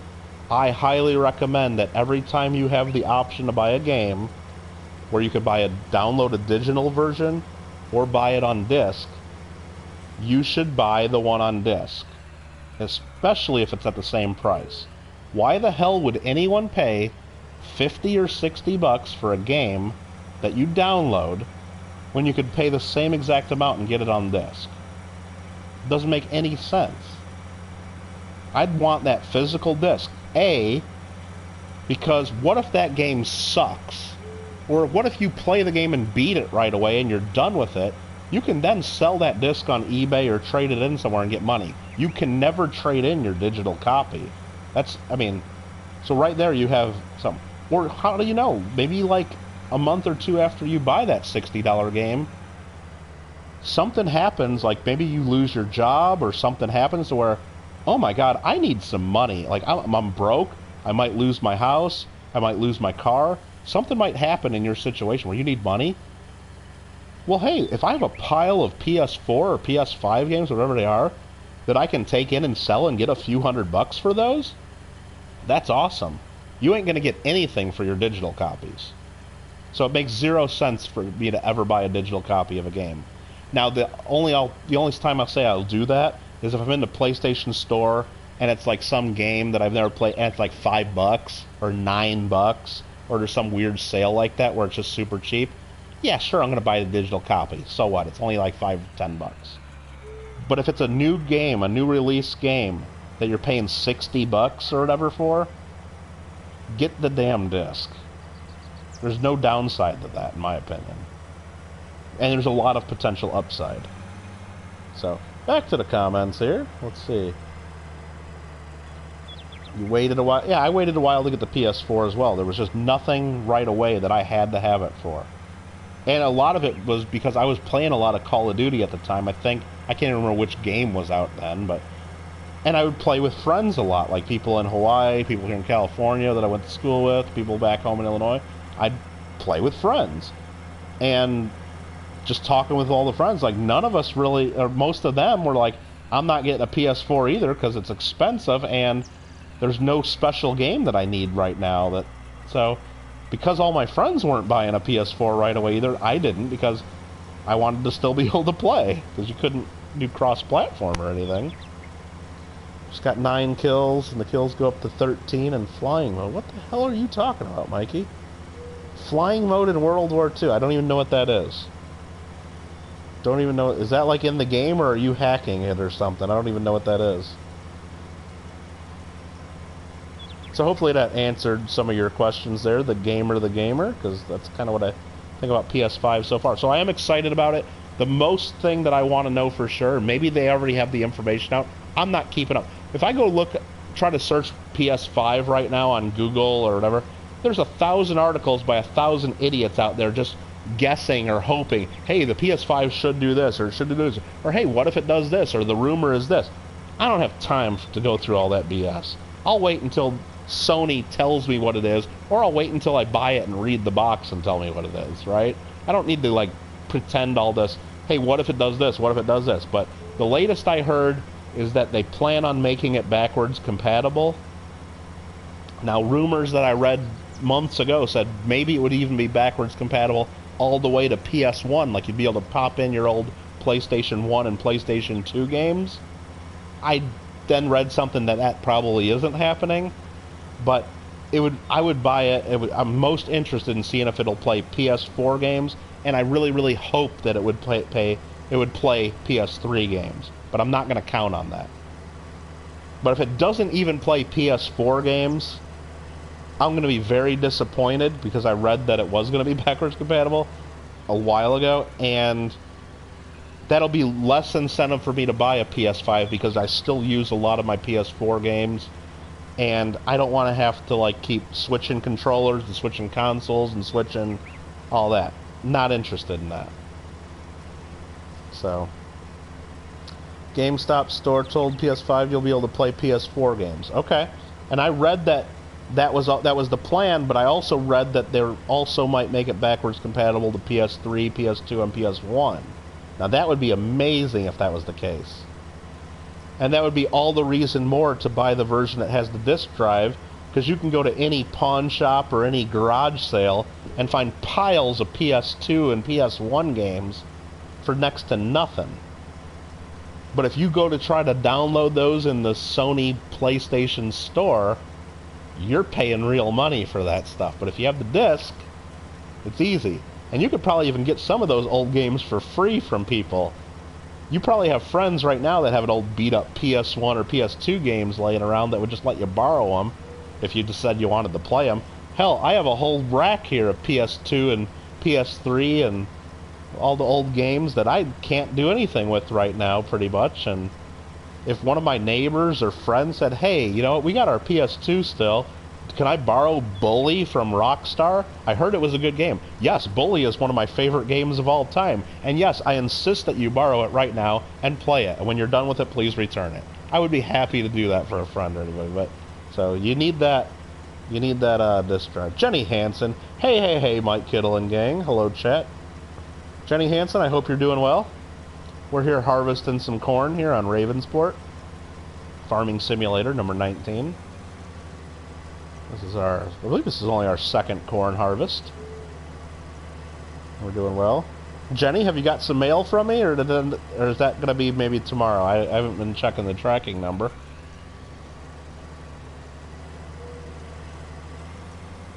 Hope you're doing well.